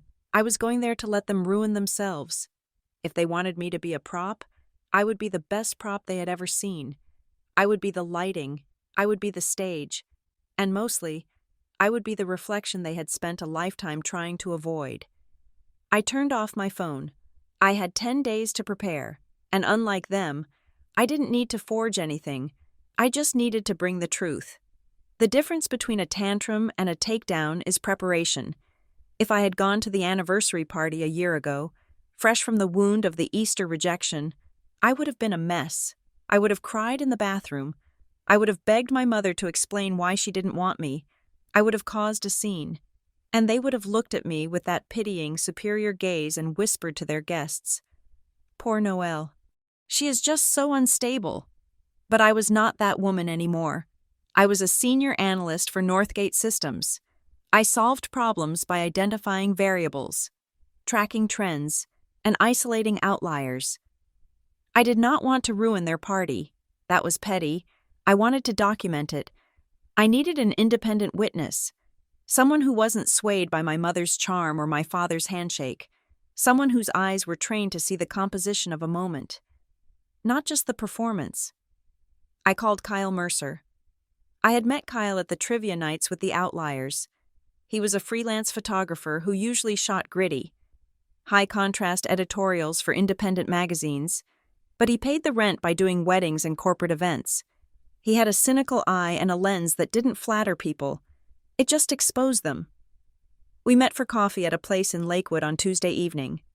"I have a gig for you," I said, sliding an envelope across the table. Inside was $500 in cash. "Sunday afternoon. Columbus. A 50th anniversary party." Kyle looked at the money, then at me. "Noelle, I don't do garden parties. I hate the lighting. Everyone looks like a washed-out ghost." "I don't want you to take nice photos," I said. "I want you to be my +1, but bring your camera. Tell them you are building your portfolio and you want to capture candid family dynamics." He raised an eyebrow. "What is the real assignment?" "I want you to watch the room," I said. "I want you to take pictures of what actually happens, not what they pose for. If my mother hugs me but looks over my shoulder at a guest, I want that shot. If my brother cuts me off in conversation, I want that shot. If I am standing alone by the buffet while they are holding court in a circle, I want a wide angle of the empty space around me." Kyle leaned back, crossing his arms. A slow grin spread across his face. So, you want a photo essay on social exclusion? I want evidence, I corrected. They gaslight me, Kyle. They tell me I am imagining the distance.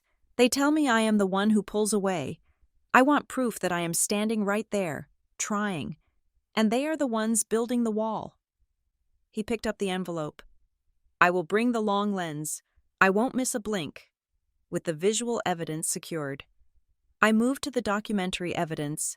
My apartment looked less like a home and more like a war room. On my dining table, I had arranged the documents. I printed the timeline I had created a year ago, the date of the Easter cancellation, the time of the butt dial, the transcript of the lies. I printed the screenshot of the Thanksgiving table with the place card for Duke. I printed the screenshot of the Facebook post about the whole family brunch where I was missing. And then, the centerpiece, the HELOC document from the county auditor's website. I blew up the signature page until the forgery was undeniable. I put the page with the fake Noelle Harmon signature next to a copy of my actual driver's license signature. The difference was laughable to anyone with eyes. But legally, it was terrifying. I organized everything into a sleek, black leather portfolio. It looked like something you would bring to a board meeting. I wasn't going to hand this out at the party. I wasn't going to stand on a chair and read it aloud. That would give them the power. That would make me the aggressor. No, I was just going to have it. I was going to hold it. And when the inevitable moment came when they pulled me into the study to sign the new refinancing papers to cover their tracks, I wasn't going to argue. I was just going to open the folder. But before I closed the portfolio, I did one last check. It is a habit of mine. Never walk into a meeting without knowing the full scope of the risk. I logged into my bank's security portal. I pulled my full credit report from all 3 bureaus. I hadn't checked it in 6 months because my score was excellent and I had no debts. I scanned the inquiries section. Most of it was standard. The check for my car lease, the check for my new condo mortgage, but there, buried in the list from exactly 13 months ago, was a hard inquiry. Fifth Third Bank, the date was April 10th, 2 days before Easter, 2 days before the cancellation. My blood ran cold. A hard inquiry means someone applied for credit in my name. It means someone gave the bank my social security number, my address, and my income details. You cannot do a hard pull on someone's credit just for fun. You need authorization. I had not applied for a loan with Fifth Third Bank. This meant that before they forged my signature on the final document, they had tried to use my credit history to qualify for the loan in the first place. They had used my identity to see if I was a viable co-signer. Maybe that was why they needed me. Maybe my parents' credit wasn't good enough on its own. Maybe Graham had too much debt. They needed my pristine, boring credit score to secure the $150,000. And when they saw I was approved, that was when they decided they didn't need me. They just needed my numbers. So they uninvited me to dinner to keep me away from the paperwork, forged the signature, and took the money. It was so much worse than I thought. It wasn't just emotional neglect. It was financial predation. I printed the credit report page.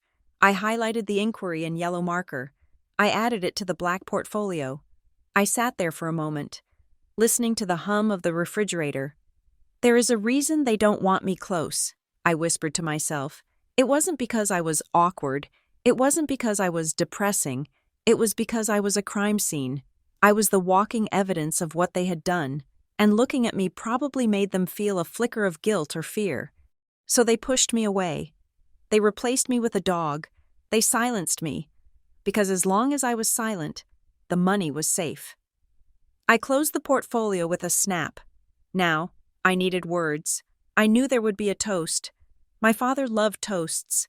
He loved the sound of his own voice echoing over a captive audience. And since I was the prodigal daughter returning to the fold, they would expect me to say something. If I stayed silent, they would spin it. Oh, Noelle is just shy. Noelle is sulking.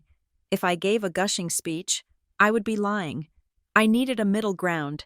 I needed a speech that sounded polite to the neighbors, but felt like a knife to the throat for my family.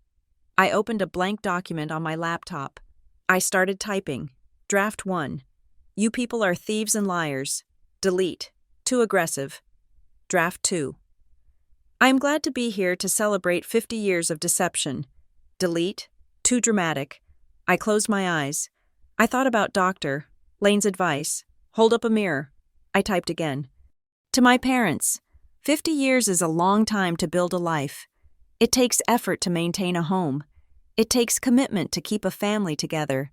And today, looking around this garden, seeing everyone exactly where they belong, I think we can all agree that you have created exactly the reality you deserve. I read it back. You have created exactly the reality you deserve. It was perfect. To a guest. It sounded like a compliment. To my mother. Who knew about the forgery? Who knew about the exclusion? It would sound like a curse. I memorized it. I practiced it in front of the mirror. I practiced smiling while I said it. A tight, polite smile. The kind of smile a shark gives before it bites. Saturday night arrived. I packed my bag. I didn't pack the floral dress my mother would have wanted. I packed a navy blue jumpsuit. Structured, tailored, sharp. It looked like business armor. I wasn't going to a garden party to blend in with the hydrangeas. I was going to stand out. I texted Kyle. Ready. He replied instantly. Charged and memory cards cleared. Pick you up at 10. I went to bed early, but I didn't sleep much. I lay in the dark. Thinking about the last time I drove down that highway, I remembered the feeling of desperation. The feeling that if I just bought the right gift, if I just baked the right cake, they would love me. I felt a phantom ache in my chest, a ghost of that old Noelle. I felt sorry for her. She had tried so hard. She had been so lonely, but she was gone now. The woman lying in the bed was dangerous. I wasn't dangerous because I was mean. I was dangerous because I had nothing left to lose. They had already taken my seat at the table. They had already taken my voice. They had already taken my trust. The only thing they had left was their reputation. And that was the one thing I held in my hands. Sunday morning broke with a brilliant, aggressive sunshine. It was the kind of day photographers love: high contrast, sharp shadows. Kyle arrived in his battered Subaru. He was wearing a suit, but he had sneakers on. He looked like exactly what he was, an artist crashing a country club. You look intense, he said as I climbed into the passenger seat, the black portfolio clutched in my lap. I am focused, I said. What is in the folder? He asked, glancing at it as he merged onto the highway. The minutes, I said. He laughed. You are treating this like a corporate merger. It is a corporate merger, I said, looking out the window as the landscape shifted from the gray city to the green, rolling hills of the suburbs. They are trying to acquire my future to pay for their past. I am just here to read the fine print. We drove south. The closer we got to Columbus, the more my stomach tightened, not with fear, but with adrenaline. It was the feeling you get right before you step onto a roller coaster. You know the drop is coming. You know it is going to be fast. When we turned onto Oakwood Drive, the street was lined with cars, Mercedes, BMWs. My parents had invited everyone. They wanted a full audience for their triumph. We pulled into the driveway. I saw the house. It looked the same. The shutters were painted black. The lawn was manicured to within an inch of its life. I saw my father standing on the porch, shaking hands with a man I didn't recognize. He looked happy. He looked successful. He looked like a man who owned his home free and clear. He had no idea that the daughter walking up his driveway knew exactly who actually paid for that peace of mind. I stepped out of the car. I smoothed the front of my navy jumpsuit. I put on my sunglasses. Kyle grabbed his camera bag. Game time, he whispered. I took a deep breath. The air smelled of mulch and expensive perfume. Remember, I said to Kyle, my voice low. Don't intervene. Just document. Copy that, he said. I walked toward the house. I didn't carry a bottle of wine. I didn't carry a gift. I carried the black folder. I wasn't bringing a knife to the table. I wasn't bringing a bomb. I was bringing the receipts. And in my family, that was the deadliest weapon of all. I arrived at exactly 2:10. The invitation had said 2 o'clock. The handwritten note had demanded 1:30 for portraits. By arriving 10 minutes after the official start time, I was making a statement. I was not the eager daughter who showed up early to steam the tablecloths. I was a guest, and guests arrive when they arrive. The garden was a terrifying masterpiece of suburban achievement. There were white tents peaked like meringue. A string quartet was playing a sanitized version of a Beatles song near the rose bushes. Waiters in black vests circulated with trays of champagne. My parents stood near the entrance to the main tent, forming a receiving line. My mother wore a gold sequined dress that caught the sun like armor. My father was in a tuxedo that seemed a bit tight around the waist. Graham and Brielle were flanking them, laughing at something a guest had said. It was a tableau of perfect, unblemished happiness. I took a breath, adjusted the strap of my bag where the black portfolio rested, and stepped onto the grass. Kyle was a few steps behind me, his camera already up, the shutter clicking softly like a heartbeat. When my mother saw me, her smile faltered for a fraction of a second, a micro-expression of annoyance at my lateness, before it reassembled into a beam of maternal delight. "Noelle," she cried, her voice pitched to carry to the neighbors. "You made it." She rushed forward and pulled me into a hug. It was a performance hug. She squeezed too hard, holding me in place so the photographer, the official one they had hired, not Kyle, could get the shot. "We were worried you were lost," she whispered into my ear. Her tone wasn't worried, it was sharp. "You missed the portraits." "Traffic," I lied smoothly, pulling back. "You look stunning. Mom." She held me at arm's length, her eyes scanning my face, looking for cracks. She was searching for the depressed, broken daughter she had been describing to her friends. Instead, she found a woman in a tailored navy jumpsuit with clear skin and a level gaze. "You cut your hair," she said, as if it were an accusation. "I did," I said. "Happy anniversary." I didn't hand her a gift. I didn't apologize. I just stood there. "Who is your friend?" my father asked, booming in from the side, clapping a hand on my shoulder. "This is Kyle," I said. "He is a colleague and a photographer. He is building his portfolio." "Wonderful," my father said, pumping Kyle's hand. "Make sure you get my good side. Kyle, although, frankly, they are both good sides." He laughed. We all laughed. It was the kind of laughter that feels like static electricity. I moved into the party. The air was thick with the smell of expensive perfume and desperation. I could feel the eyes of the extended family on me. They were whispering. I knew the script they had been fed. Noelle is difficult. Noelle is fragile. Noelle pulls away. I decided to test the script. I walked over to a group of aunts and uncles near the bar. "Noelle," Aunt Sarah exclaimed, looking at me with a tilted head, the universal body language for pity. "We were so surprised to see you. Your mom said you were practically living at the office these days."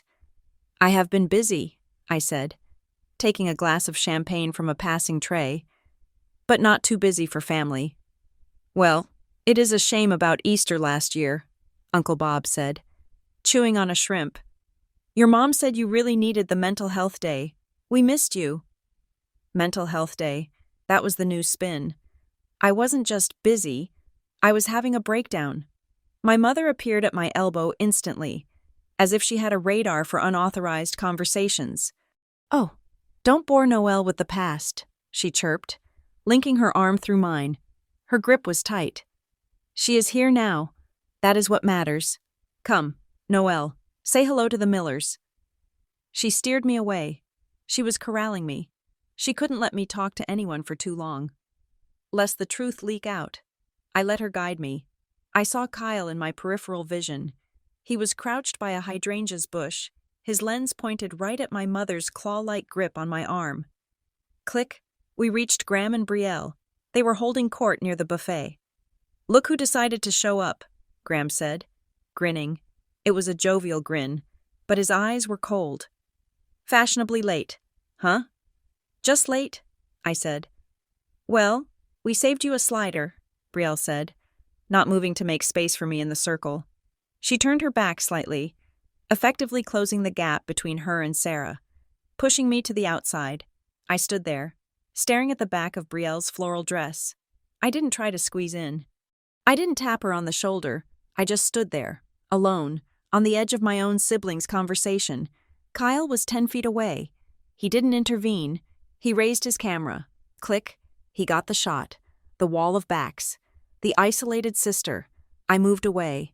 I walked through the crowd. A ghost in my own life. I saw Duke the dog. He was there. Of course. He was wearing a bow tie. He was lying under the gift table, being petted by 3 different cousins. He had a better spot at the party than I did.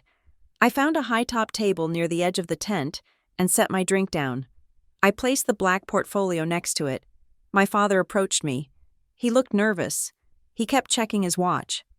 "So, Noelle," he said, leaning in. "We were thinking after the cake, maybe we could pop into the study for a quick minute. There are just some boring tax documents related to the house trust that we need to update. Since you are here," there it was, the hook. "Tax documents?" I asked, sipping my champagne. "Yeah, just routine stuff," he said, waving his hand dismissively. "The bank needs a fresh signature. You know how they are."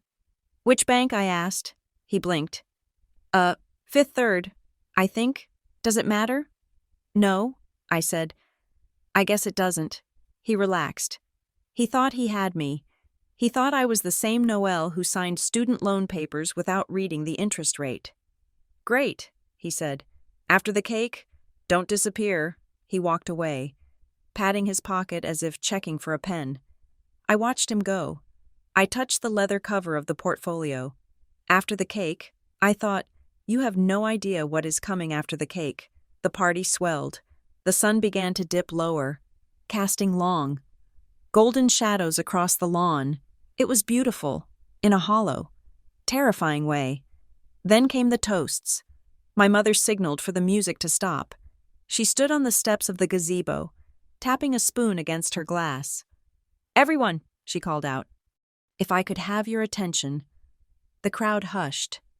50 years, she began, her voice trembling with practiced emotion. 50 years of love, of laughter, of building a home. She talked for 10 minutes. She talked about sacrifice. She talked about the blessing of children. She looked at Graham and Brielle and smiled. She looked at me and her smile tightened. Just a fraction. "And we are so lucky to have all our babies here today," she said. "Even the ones who have flown far away." A polite ripple of laughter. Then Graham spoke. He told a funny story about Dad teaching him to fish. Then Brielle spoke. She cried. She said Mom was her best friend. And then, silence. The program was over. But my mother wasn't done. She looked at me. I could see the calculation in her eyes. She wanted to lock it down. She wanted to force a public display of unity before she dragged me into the study to sign the papers. "Noelle," she called out, putting me on the spot in front of 70 people. "Would you like to say a few words?" The air in the tent shifted. Everyone turned to look at me. The difficult daughter, the fragile one. They were expecting me to stumble. They were expecting me to be awkward. I saw Brielle smirk. She thought I would refuse. She thought I would shake my head and shrink back into the shadows. I picked up my glass. I picked up the black portfolio. I walked to the center of the tent. My heels clicked on the pavers. I didn't look at the ground. I looked straight at my parents. Kyle moved to the side, getting the angle. I stood there for a moment, letting the silence stretch. I let them sweat. I saw my father shift his weight. I saw my mother's hand tighten on her glass. "To my parents," I said. My voice was clear. It didn't shake. 50 years is a long time. I paused. I looked at the guests. I looked at the neighbors who had eaten the ham I wasn't invited to. I looked at the cousins who thought I was crazy. "It takes a lot of work to build a life like this," I continued. "It takes planning. It takes management. It takes creativity." I saw my mother frown. She didn't like the word creativity. "Growing up in this house," I said, "I learned so much about the importance of appearances. I learned that what we show the world is often more important than what happens at the dinner table." The smile on my father's face froze. "So today," I raised my glass higher. I want to propose a toast to the truth. The word hung in the air like a guillotine blade. To the things we do when we think no one is watching, I said, looking directly at my mother. To the signatures we write when the person isn't in the room. My father's face went gray. And to the family, I finished, smiling that shark-like smile I had practiced. Especially the members who always tell the truth eventually. I drank. For 3 seconds. Nobody moved. The guests didn't understand the references, but they felt the temperature drop. They felt the razor wire hidden in the bouquet. Then, my mother laughed. It was a shrill, frantic sound. "Oh, Noel," she cried. Always so poetic. "Cheers. Everyone. Drink up." The string quartet started playing aggressively loud. The guests turned back to their conversations, whispering furiously. My mother marched toward me. Her eyes were slits. "What was that?" she hissed, grabbing my elbow again. "A toast," I said. "You asked for one." "You are embarrassing us," she whispered. "Get it together. We have the signing in 10 minutes. I looked at her hand on my arm. Then I looked at her face. "I am not signing anything, Mom," I said softly. She froze. "What?" "The refinancing," I said. "The HELOC you took out last Easter. The one you forged my signature on." Her mouth opened, but no sound came out. She looked like a fish on a dock. "I know," I said. "I have the papers. I have the dates. I have the credit report." I lifted the black portfolio slightly. "It is all in here." She stared at the folder with genuine terror. "Noelle," she stammered. "You don't understand. It was for the house. We didn't want to worry you." "I am leaving now," I said. "You can't leave," she said, panic rising in her voice. "Your father, the bank, the rate is adjusting. We need you to sign." "I am not signing," I repeated. "And I am not staying for cake." I pulled my arm free from her grip. It was easy this time. She was too weak with shock to hold on. "Happy anniversary," I said. I turned and walked away. I walked past Graham, who was staring at me with his mouth open. I walked past Brielle, who looked confused. I walked past Duke the dog. I walked straight to Kyle, who was standing by the exit. "Did you get it?" I asked. "I got everything," he said. The terror in her eyes, award-winning. "Let's go." We walked down the driveway, past the Mercedes and the BMWs. I could feel my mother's gaze burning into my back. I knew she wanted to scream. I knew she wanted to run after me. But she couldn't. She had 70 guests watching. She was trapped in the perfect garden party she had created. She had to smile. She had to cut the cake. She had to pretend everything was fine. I got into Kyle's car. I didn't look back at the house. "Where to?" Kyle asked. "Home," I said. "My home." As we pulled away, I checked my phone. I had 3 missed calls from my father already. I didn't answer. They thought I left because I was dramatic. They thought I left because I was making a scene. They were wrong. I left because the show was over, and I had just handed them the script for the finale. Monday morning arrived with the sterile clarity of a hospital waiting room. I did not go to work. I had taken a personal day. I sat at my dining table in the teal sanctuary of my condo, a cup of black coffee cooling next to my laptop. The events of the garden party were still vibrating in my nerves, but I did not feel regret. I felt precise. I felt like a surgeon who had finally located the tumor and was ready to make the final incision. At 9 o'clock, I opened my email client. I composed a new message. To Mom, Dad, Graham, Brielle. Subject: photos from yesterday. I did not write a long, emotional letter. I did not attach a manifesto. I simply pasted a link to a private, password-protected gallery that Kyle had uploaded late last night. I hit send. Then, I waited. I knew the rhythm of my family. My mother checked her email incessantly on her iPad. Graham had notifications pushed to his watch. It would not take long. I opened the gallery on my own screen while I waited. Kyle was a genius. He had not taken malicious photos. He had taken truthful ones. There was a photo of the reception line. My parents were beaming at a wealthy neighbor, their body language open and inviting. In the background, slightly out of focus, I stood alone, checking my watch. There was a photo of the circle. Graham, Brielle, and Sarah were laughing in a tight huddle. I was standing 3 feet away, my back to the camera, looking at a flower bush. The empty space around me was palpable. It looked like a force field of exclusion. There was a photo of Duke the dog. He was lying on a rug, surrounded by 3 cousins who were petting him. He looked adored. In the next frame, I was sitting at a high-top table, sipping champagne, with absolutely no one within 10 feet of me. The photos didn't show a villain. They showed a ghost. They documented, frame by frame, the reality of a woman who was physically present but emotionally exiled. At 9:14, my phone buzzed. It was my mother. She didn't call. She texted, "Noelle, I just saw the pictures. Why would you send these? They are terrible. Kyle made us look separated. It makes the family look cold." I typed back instantly. "He didn't make it look cold. Mom, he just photographed the temperature." A minute later, my phone rang. It was my father. I let it go to voicemail. Then Graham called. I let it go to voicemail. I wasn't ready to talk yet. I had one more attachment to send. I replied to my own email chain, to Mom, Dad, Graham, Brielle. Subject, the missing context. This time, I attached the PDF of the dossier. Page 1. The timeline of the Easter butt dial. 11:45 a.m. She is doing her own thing. She said she was busy. Page 2. The screenshot of the Duke place card from Thanksgiving.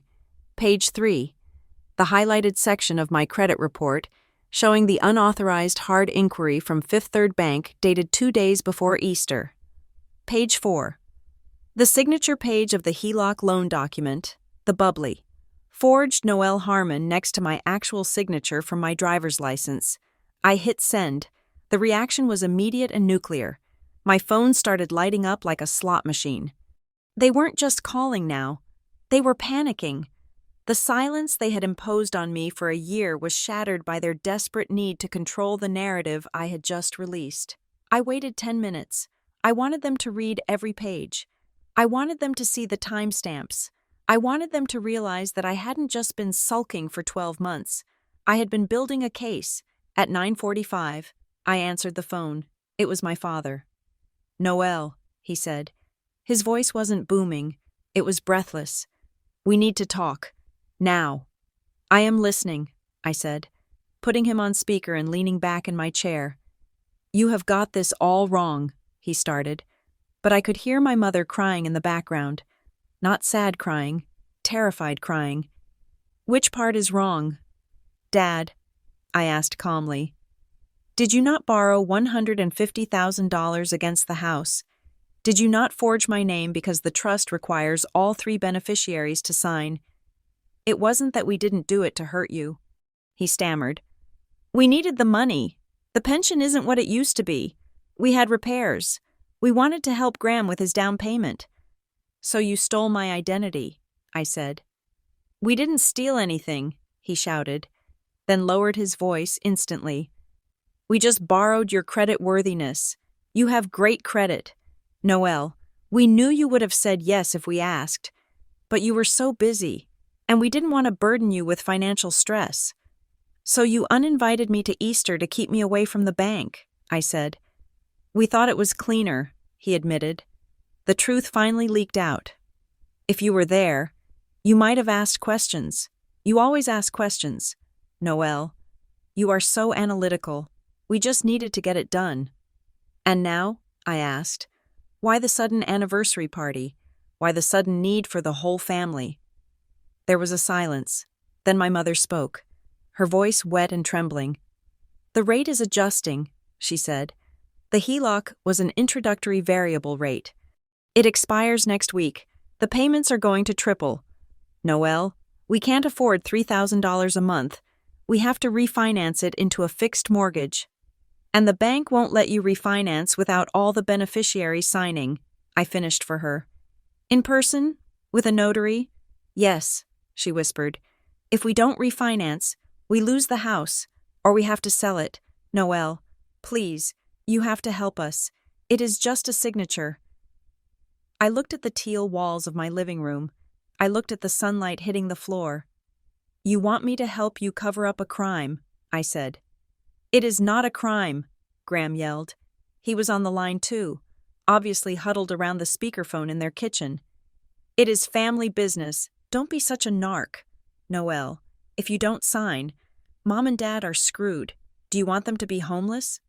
I want them to be honest, I said. We are being honest now, my father pleaded. We are telling you everything. We are sorry.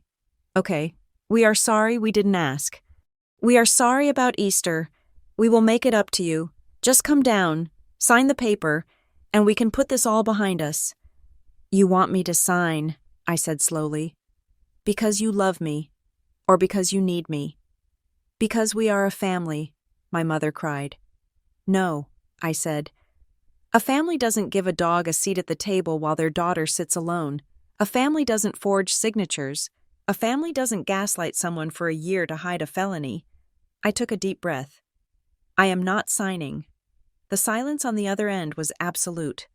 It was the sound of a vacuum sealing. What? My father whispered. I am not signing the refinance papers, I said clearly. I am not ratifying the fraud. I am not putting my name on a debt that you took out to give Graham a down payment. But the house, my mother sobbed. The bank will call the loan if they find out the first signature was fake. Then you will have to deal with that, I said. You are adults. You made a choice. You chose to value your image over my trust. You chose to value money over our relationship. Now you have the result of that calculation. You are destroying this family, Brielle shrieked from the background. You are a monster. I am not destroying anything, I said. I am just refusing to be the glue that holds your lies together anymore. I am done being the fix. I am done being the prop. Noelle, please, my father said, his voice cracking. I am your father. And I am the daughter you erased, I said. You can't erase someone and then expect them to show up when you need a favor. I hung up. I didn't block them this time. I didn't need to. I wanted them to be able to call, and I wanted to be able to not answer. It was a power dynamic I needed to reclaim, but I wasn't done. I had one more piece of administrative business to attend to. I called my lawyer. I had hired him 2 weeks ago, when I first found the HELOC document. Go ahead, I told him. That afternoon, my lawyer sent a formal letter to the Harmon Family Trust. It wasn't a lawsuit. It was a notification of estate planning. I, Noelle Harmon, had created my own revocable trust in the event of my death, my assets, my condo, my savings, my retirement accounts. My life insurance would not go to my next of kin. They would not go to my parents. They would not go to Graham or Brielle.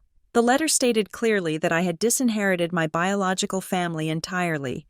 Instead, my estate was designated to fund a scholarship for women in data science at the local university. It was a fund specifically for women who had to fight to be seen in their field. It was the final severing of the cord. By removing them from my future, I was telling them that they had no stake in my life. They were not my legacy. They were just people I used to know. The aftermath was messy. Of course, my parents had to sell the house. They couldn't refinance without my signature, and once the bank started asking questions about the original signature, things got complicated. They managed to avoid jail time mostly because I refused to cooperate with the prosecution, stating I just wanted privacy, but the house was seized to pay the debt. They moved into a small condo. Graham had to pay back the down payment money, which caused a massive rift in his own marriage. Brielle stopped posting about the perfect family because there was no longer a backdrop for her photos. The image was shattered, but I didn't watch it break. I didn't follow the drama. I was too busy living. 1 year later, Easter Sunday, the sun was shining on Cleveland, a rare and beautiful occurrence. I was in my teal living room. The windows were open, letting in the breeze off Lake Erie. I was not alone. Around my dining table, a new, larger table I had bought, made of reclaimed wood, sat 8 people. There was Raj from work, arguing about a Star Wars theory with Elena. There was Mrs. Gable from next door, drinking a mimosa and telling a scandalous story about the Homeowners Association. There was Kyle, taking photos of the food, not the people, because he knew we didn't need proof that we were happy. The table didn't match. The chairs were a mix of velvet and wood. The plates were eclectic. The food was a potluck disaster of tacos, deviled eggs, and pizza. There was no ham. There were no prayers performed for an audience, but there was laughter, real, loud, ugly laughter. "Noelle," Elena called out, holding up a taco. "Pass the hot sauce, or I am writing you out of my will." I laughed. "You don't have a will. Elena, you have a collection of vintage comic books. They are assets," she shouted. I looked around the table. There was no tension here. I didn't have to shrink to fit in. I didn't have to wonder if they were talking about me behind my back. I didn't have to buy their love with expensive gifts. They were here because they liked the tacos. They were here because they liked the conversation. They were here because they liked me. I looked at my phone, sitting on the counter. It was silent. I had finally blocked the old numbers a few months ago, not out of anger, but out of boredom. I didn't need the noise anymore. I picked up my glass of cheap Prosecco. "To the outliers," I said. "To the outliers," they roared back. I took a sip. It tasted sweet. It tasted like freedom. I realized then that Dr. Lane was right. I hadn't lost a family. I had just finally stopped auditioning for a play that had closed years ago. I put the glass down and looked at my friends. "Who wants cake?" I asked. "Me," shouted everyone at once, and for the first time in 34 years, every single person at the table got a slice. Thank you so much for listening to Noelle's story of reclaiming her voice and her life. It's a hard journey to realize that sometimes the people who are supposed to love you the most are the ones holding you back, but finding your true table is worth every struggle. I would love to know where you are tuning in from today. Are you listening while cooking dinner in London, driving to work in New York, or maybe relaxing in Sydney? Please drop a comment below and let me know your location and what you thought of Noelle's decision to walk away. If you enjoyed this story, please make sure to subscribe to the Emma Revenge Stories channel. Hit that like button and smash the hype button to help this story reach more people who might need to hear it. Your support means the world to us.